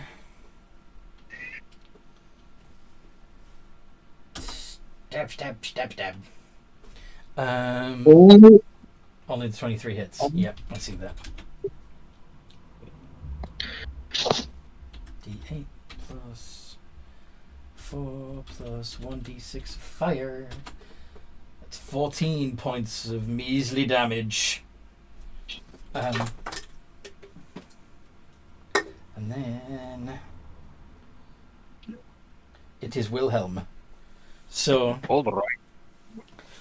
you've seen your friend Generala step on a dog's head in order to attack a noble in the street. and then get stabbed by one of the noble's bodyguards for their trouble. What do you do? Well, he's just going to go ahead and assume Generala's got what the General's got a plan, and there's a reasoning for this, and he knows Generala is like super good, so she wouldn't do anything illicit without a good cause. Mm-hmm. So, assuming these people are their foes, just because I want to do it like this and I want to try it, also calls my bonus action. Who cares? This calls my action. Who cares? All right, yep. I'm gonna summon Mordenkainen's Faithful Hound. Okay. Now it doesn't say whether or not he does or doesn't act on my turn. I'm going to assume he does, and his initiative order just falls after mine because he doesn't have a stat block. So he just has a hit bonus. Yeah, it's not actually a creature, really. No, it's just a forceful being I summon that just does. It's invisible. Yeah, it's a spell that. Yeah, it bites one creature that does. Yeah. So basically, each turn, at the start of each of your turns, you can do a free additional attack with your spellcasting ability modifier, with your spell attack bonus, basically. And if it hits, it does 4d8 piercing.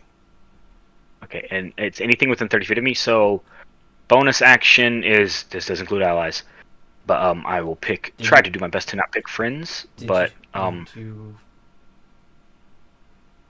he's going to tell Generilla the word. Well, Generala's already in combat, actually. He's going to tell Kiori the word in Celestial, and he's just going to say this. She probably has no idea what it is. He's just going to say... Do you want to summon the hound directly behind the pack of...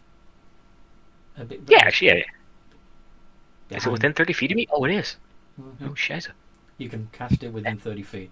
And then whenever a small or larger creature comes within 30 feet of it, without speaking the password, the hound starts barking loudly, and it bites a creature within 5 feet of it. So yeah, you can actually summon it within 5 feet of one of the Cambions or even the Rakshasa if you want.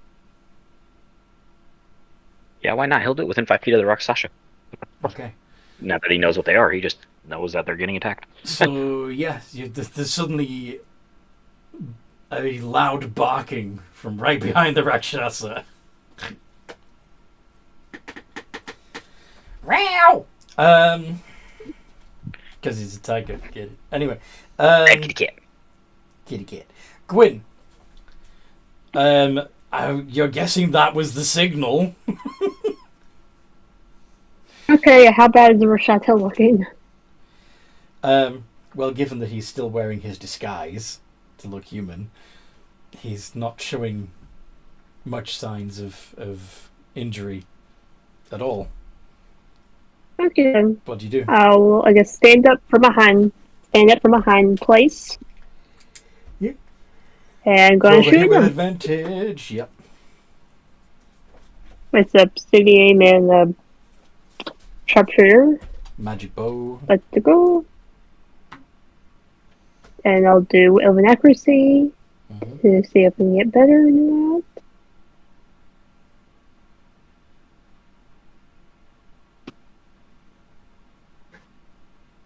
Nope.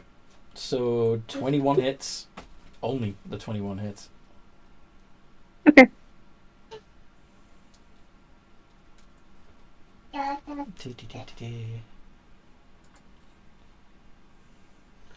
$49 points of damage. And I'll do Wells of the Grave to attack one of his bodyguards.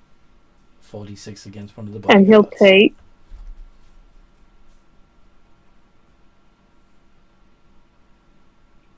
And the bodyguard will take 13. Yeah. So the Rakshasa goes down. But still looks to all the world like you've just cut a noble down in the street.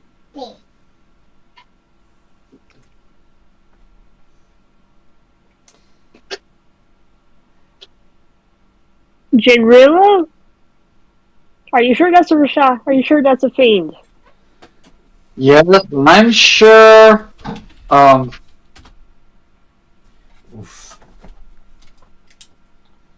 Curie. Mm-hmm. There are 6 doggies and 2 bodyguards and an unconscious noble. What do you do? If I summon my wildfire spirit in the middle of them, would it kill the... No, wait, he's a fiend, so he's immune to fire. Never mind. Yeah, that would hurt Generilla more than any of the enemies. Yeah, I thought about that after. What does she want you to do? Wildfire spirit right in the middle of the combat. Do it. Nah, it won't do any damage to the fiends. I'd forgotten they had the resistance and immunity. The fire.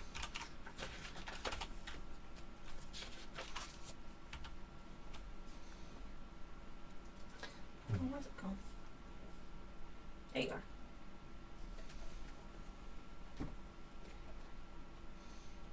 Go away, I don't know you. Let me see, what can I do? Blah, blah, blah. You. Guess I could call lightning. You can call lightning. You can fireball. You can sunbeam. You can earthquake. Ice knife. Ice knife. You can spiritual weapon. You can summon Oh, yeah, beast. 'cause they're vulnerable to radiant, aren't they? Well, they're not resistant to it. They have no resistances to radiant. Get out of here. No. Come here.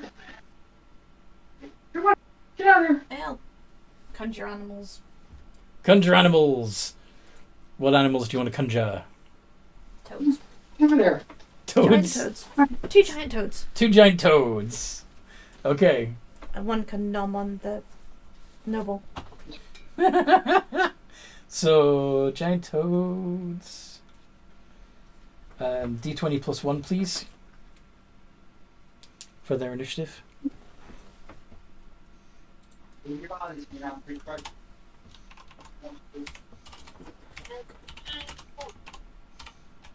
toads have got a better initiative than me. 7. Yep, they're right before you in the turn order.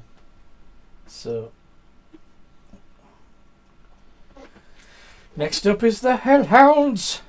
Are you making the giant toads appear behind? Give Okay. flanking advantage. Okay.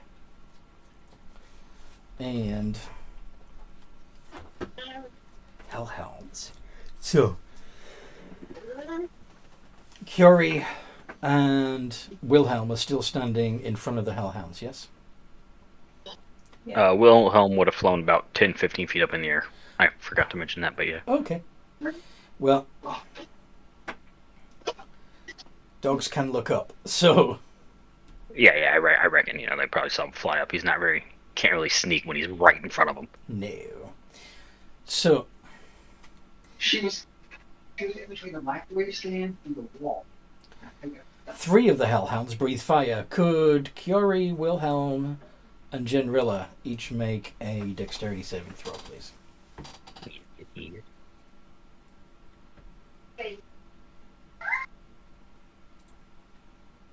Do we get +6 because of Generilla? Is it +6? What's your saving throw advantage, Genrilla?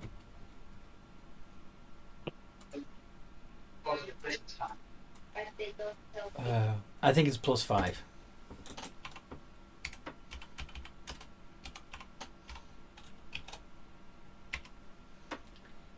So that I'm would burning be today. that would have been a 9 altogether, Wilhelm?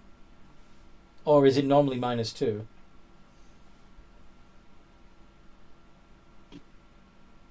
Are you talking about my bonus? It is +5. Okay. So, could you also make a dexterity save against fire?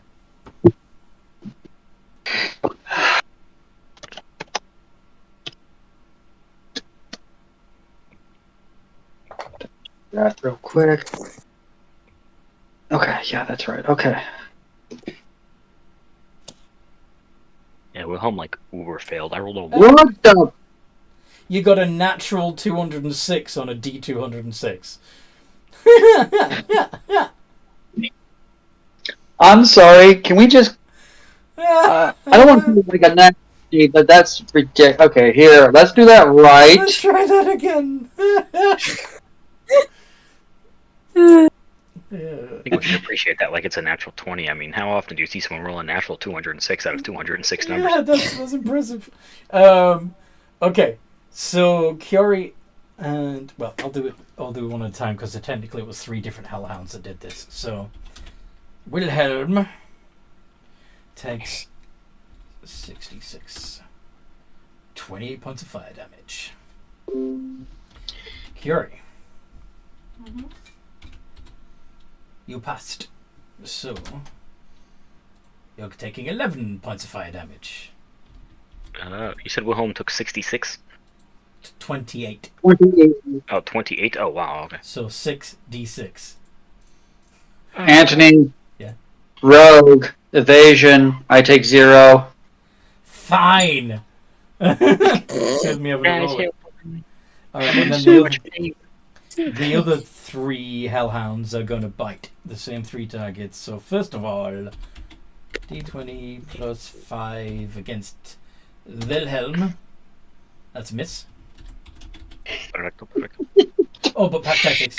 Pack tactics. Sorry. That's fine. He's going to give it disadvantage and give Jinrilla advantage on her next attack using silvery barbs.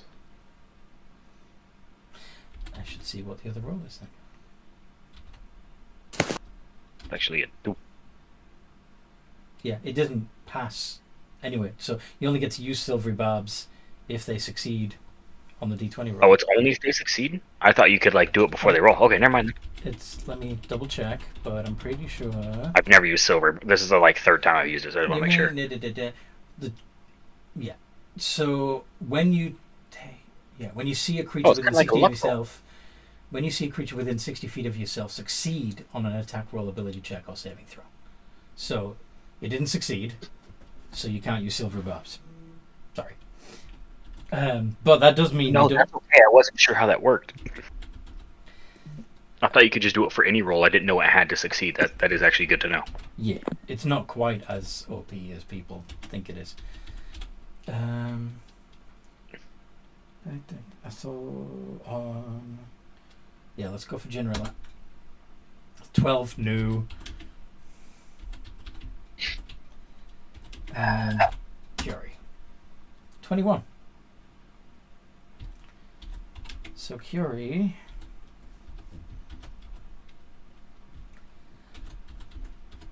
takes an additional 21 points of damage from a Hellhound's bite. Half because of rage? Are you raging yet? Oh no, we did skip, didn't we? So how much was it, sorry? 8. Although you can retroactively bonus. Did you want to have No, it's bonus fine. action raged? It's fine, don't worry. So you took 21 from the bite, Mm-hmm. and you also took. I feel like I should be resistant to fire with the amount of fire she uses. Yeah, you really should, but you're not. If you cast Fire Shield, it's a different story, but you never do. Oh, sorry. No, I'm sorry. Yeah. So anyway, 32 points of between the fire breath from one of them and the bite from the other.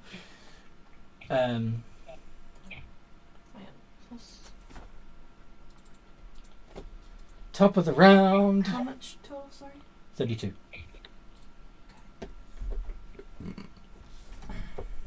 Generilla. I'm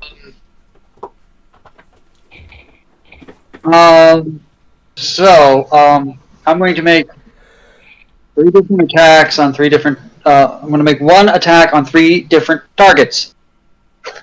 So you're going to do 3 attacks, 1 on each target.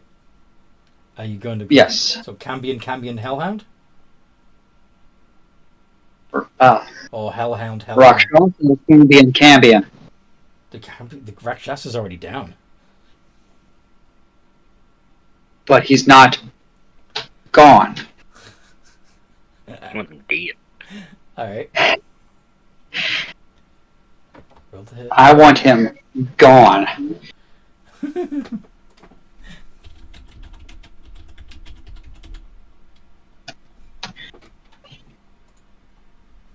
Okay, so the one for him, because he is down, is at advantage. That hits, and that's an automatic fail on the death saves. Alright. Technically, it's automatic too because I'm within 5 feet, and that's a crit. Yes, it is. Okay, fine. He's dead. Okay, so these two would be against the Cambions. 2 Cambions. Okay, dokie. Those both fucking hit. Okay, so iteration of D. 2 iterations D8 plus 11. Yeah, I'm not going to bother trying to figure out the distance or which one would take the sneak attack if I can get it. But one of them takes 15 and the other one takes 17. Oh wow.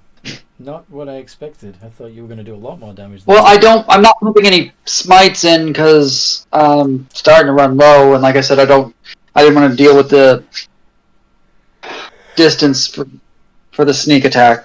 So yeah, I'm just rolling straight sword damage. Yeah, because you've got 2 targets within 5 feet of you. Yeah. Yeah. Alright.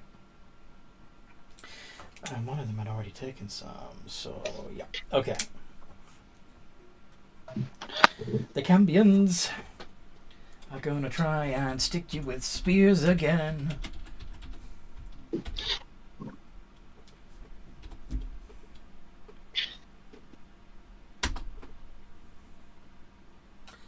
Fuck. None of those hit you, do they? Nope. I have a plan for fixing some of the stuff that makes it look bad. Gotta get out of the fight first, though. All right. Actually, the Cambions also need to make con saves.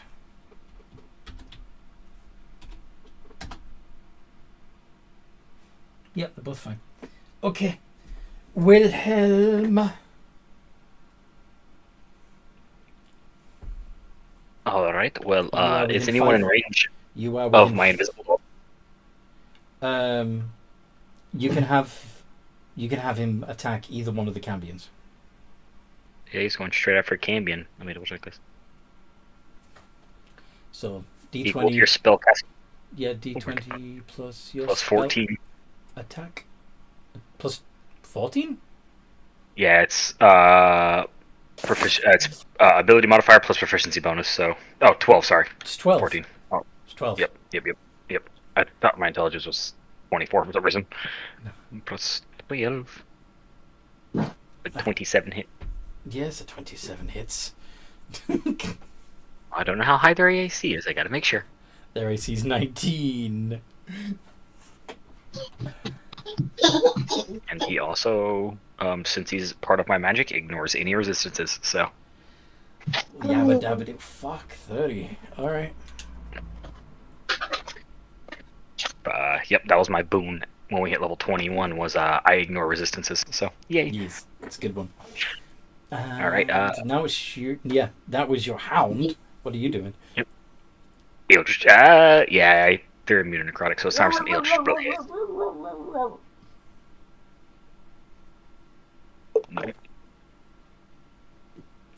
Ooh, boy. 1 crit fail, 1 crit success. So...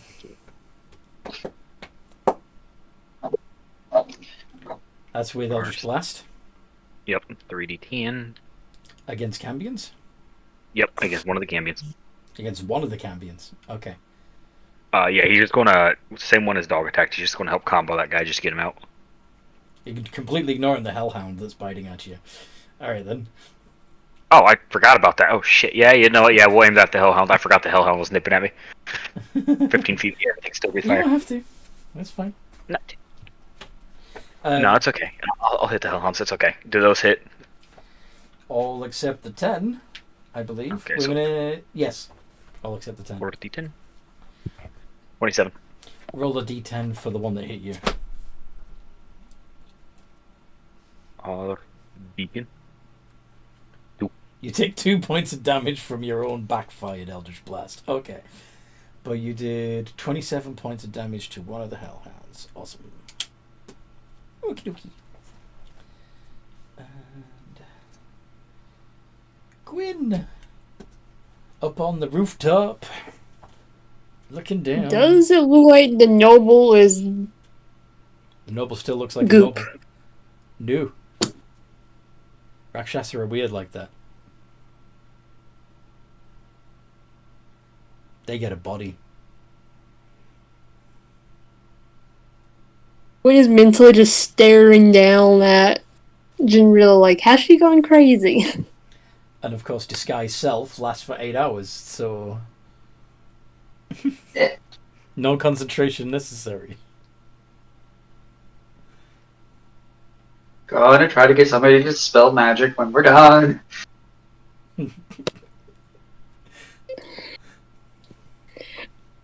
Okay, I've been given a task, she'll do it. She'll shoot at a bodyguard. Go for it. Because it's weird that this noble has fire-breathing dogs. Yeah, there is that the the dogs have breathed fire. These are some intense Rottweilers. Oh hell yeah! This is why they ban pit bulls most. You might apartments. want to call them Hotweilers. Oh no. I'm getting head shakes from my girlfriend. I think we all agree with Gwyn. So the 25 hits. Well, yeah. I'll you- do it with but- accuracy yeah, to see see if if you it can can get get the 18 there better. too. Yeah. It did. All right, so both hit.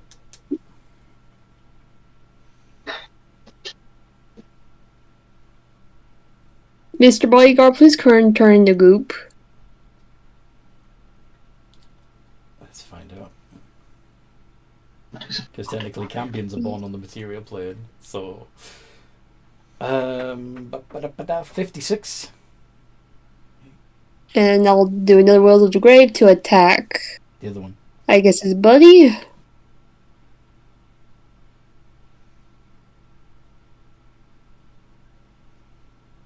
Which would be He down. 46.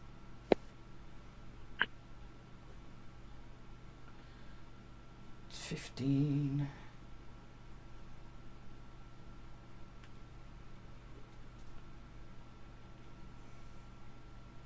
Now, funnily enough, the bodyguard goes down, but it does lose concentration on Alter Self as it goes down. So, even though it doesn't turn to goop, it's plain to see that it's a red-skinned, leathery-winged, horned-headed Cambion.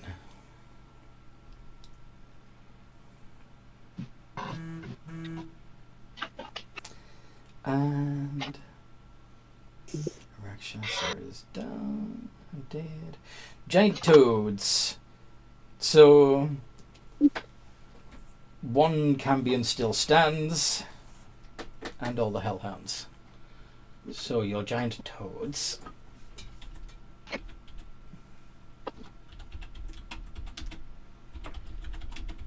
Do you want me to do them for you? Hon?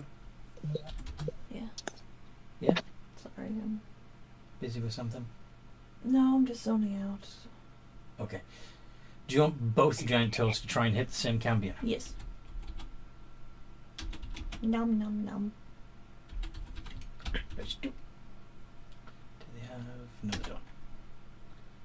Ah, neither of them hit. Okay. And now it is your turn, Kiori. There are 6 puppers, 1 bodyguard. What do you want to do?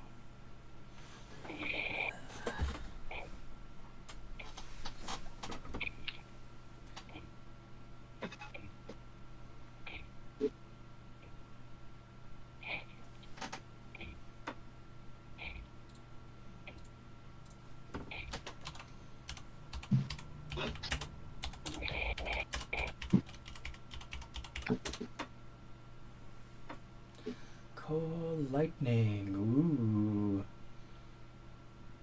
Alright. So you're going to thrack the Cambion with lightning? Yeah, Cambion and try and get like the Cambion and some of the doggos in the same. Okay. But make sure nobody gets hurt in life. Yeah. Well, at least one of the Hellhounds is attacking Genrilla. So that would have been one of the Hellhounds would be within 5 feet of the Cambion, who is also fighting Genrilla. So if you place the bolt between the two of them, it'll get both. So D20 plus 4 and D20 plus 1. Do I need to make the deck save? No, because she's placing it between the Cambion and the Hound and not by you. And what's your spell save DC? It is 17. I got 18, but yeah. Either way, both fail, so you get to do the 3d10 lightning damage to each of them. Yeah. It would be hard for the Cambion, but still. 3d10? 3d10. 20. Nice.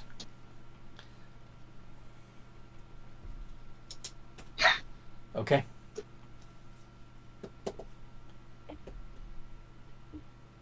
Well done.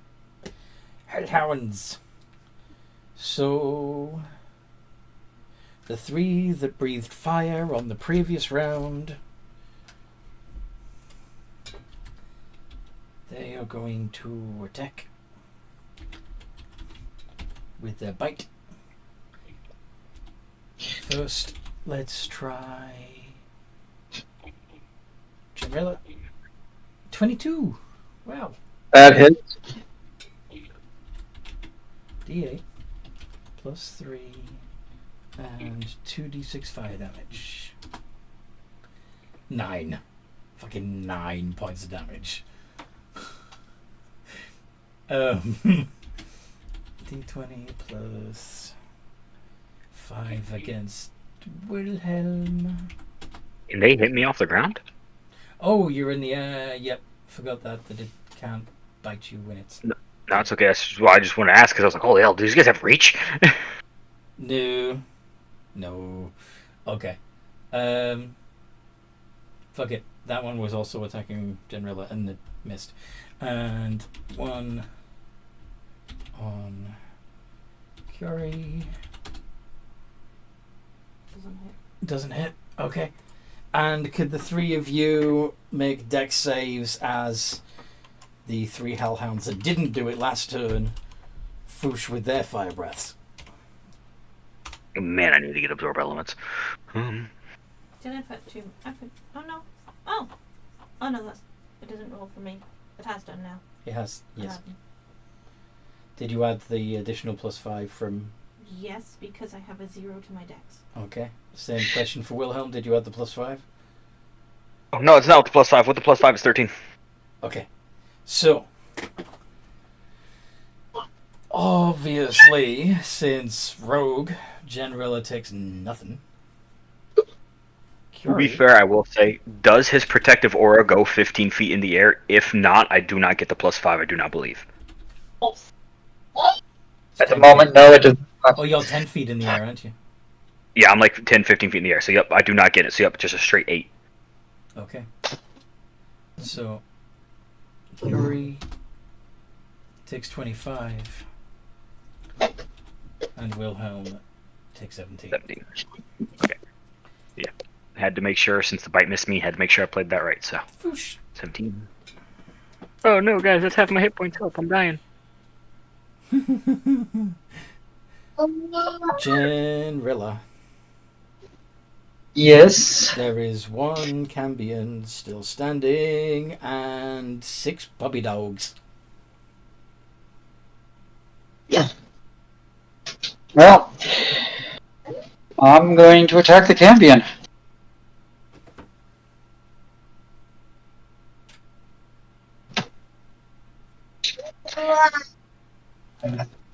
Hot dogs, if you will. Why? Sorry? I love it, but why? Because they're dogs that breathe fire. They're hot dogs. Wow. How much damage to do? 28, 36, and 31.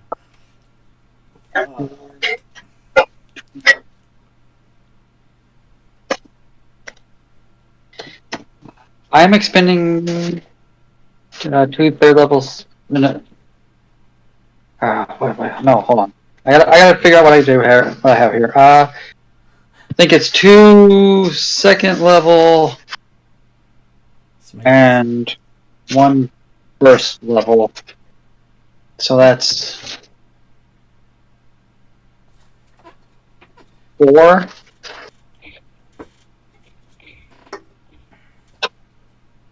Yeah, because it's plus 1 from the thing, so 4, 12, and then 3 more, so that's 15. Okay, that's right.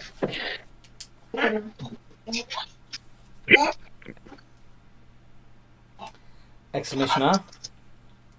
Yeah, I don't know what I'm having problems with. Stop adding extra numbers, computer. But it just wants to help you output the most damage you can. Computer. Yeah, but I don't get to do 87 damage. Oh my god.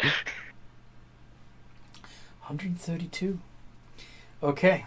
So, What's the plus 33 from? because they're using... Alright, so... Each hit is plus 11 because strength bonus of 7 and... Yeah, It is a plus 2 weapon, and I have the dueling fighting style. So you get to attack with your offhand as well? But why would it be... Okay, so strength is plus 7. Oh, you get to add another plus 2 because... Yeah, sorry, I know what you mean now. Yeah. Yep. Additional plus 2. Plus 2 from my dueling fighting style and plus 2 from the magic on the weapon. And you got 3 attacks, so yeah, 3 times 11 is 33. So, yeah, 132. So, 10 of that is enough to knock out the Cambion, which leaves 122. The Hellhound that was injured near you only needs another 25 to be knocked out, so that leaves 97. And basically, that knocked out the Cambion plus 3 Hellhounds.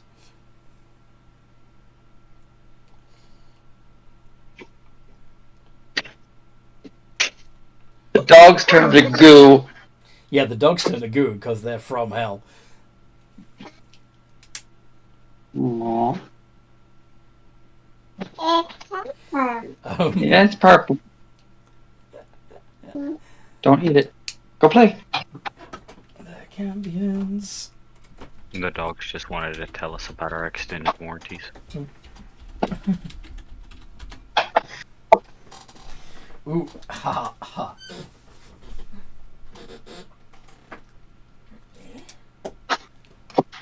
Deathers. Wilhelm. Yes. Well, first his doggo gets to attack something. Uh-huh. Yeah, there's nothing within 5 feet of it anymore, unless you want to attack an Are unconscious... the Cambions unconscious? Yes. Hell, they're getting bit. Okay. 29. Hits and yeah. Do you want me to roll damage? No, you don't need to roll damage when they're unconscious. It's just 2 automatic death saves. Okay. 2 automatic fails. Death save fails. And Yeah. then we are going to the Eldritch Blast. Against And, the 3 remaining hellhounds. Yep. 1d20 plus 9.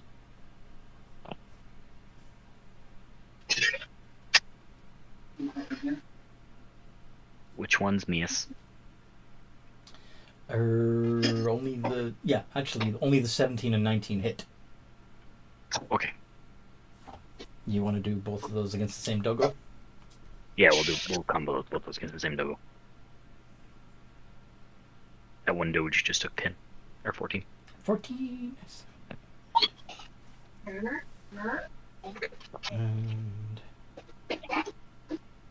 yeah. Nicely done. And Gwyn.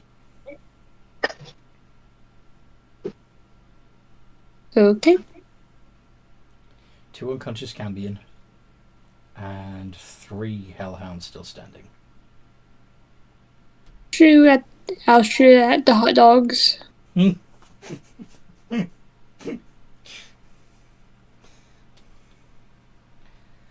Thrip. Both of those hit. Okay. Just to be sure. You have something in your mouth, child. Yeah, both hit. No crits. No crits.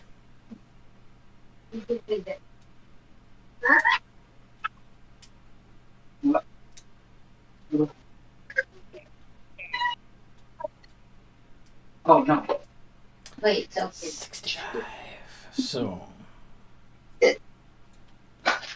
Another one. And Willow's a grave to another doggy.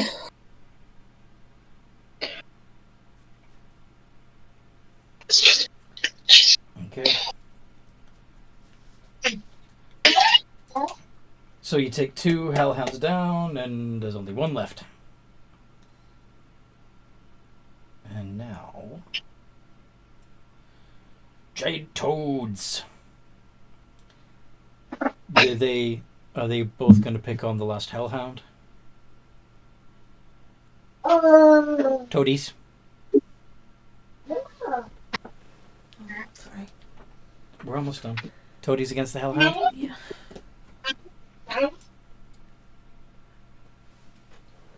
Do.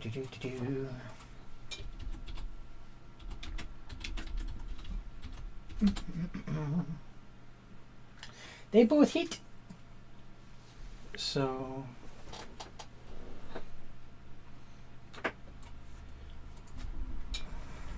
1d10 plus 2 plus 1d10 of poison, because funnily enough, this fiend is not immune to poison.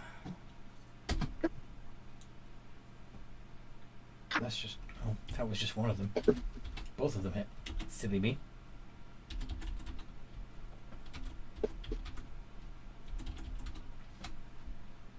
Okay, so that's 25 points of damage altogether.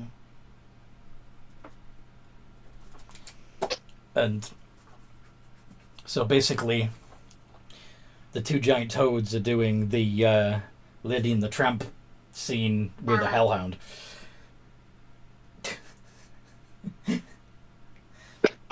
Curie, would you like to cut the hellhound in half so that the giant toads can each have a piece?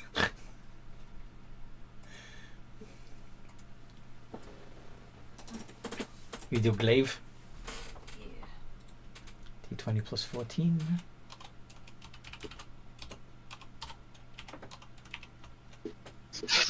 That definitely hits. 2d10 plus 7.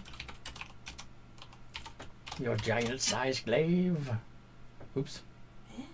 You did an S instead of a D. 3D. 2d10 plus 7. There we go. And Doggy is destroyed. Woo! So all the hellhounds are goo. General, I'm assuming that the first thing you're going to do is finish off the Cambions. Draw the Cambions. Coup de grace. Yeah. Hey, Wilhelm, do you have the magic to, the ability to dispel magic around this noble? Yeah, sure. He's going to land because he doesn't need his flying ready, and just go on over and just dispel the magic around the fake noble. Yeah. Which gets rid of the disguised self, and everybody can see him to be a big old tiger man with backward-facing hands.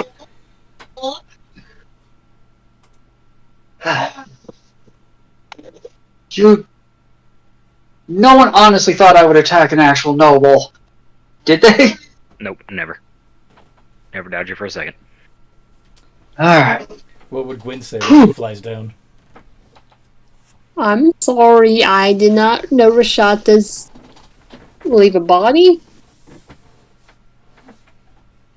Yeah, they're funny. They're funny fiends. They actually have physical bodies. But remember, my eyes pierce magical illusion. Do you want first? Since you're the one that knew what he was doing, so do you want first dibs on doing his body? I don't know that he's going to have much, and I don't really care at the moment as long as I'm happy they're gone. Okay. The Rakshasa. Again, sorry.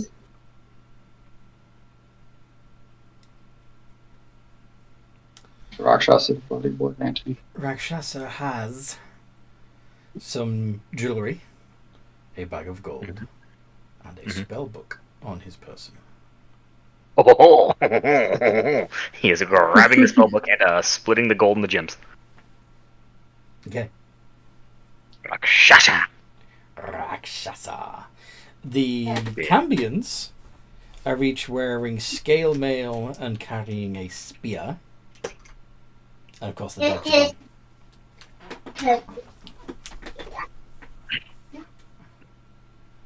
gone. Is the armor in a repairable condition or no? Yes. He's going to take the 2 sets of scale mail armor as well, because, money. Do you want to cut their wings off while you're at it? Sure, if it's worth something. Chop, chop!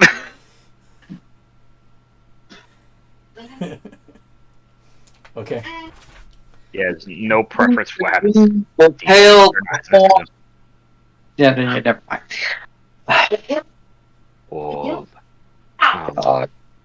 Cambion.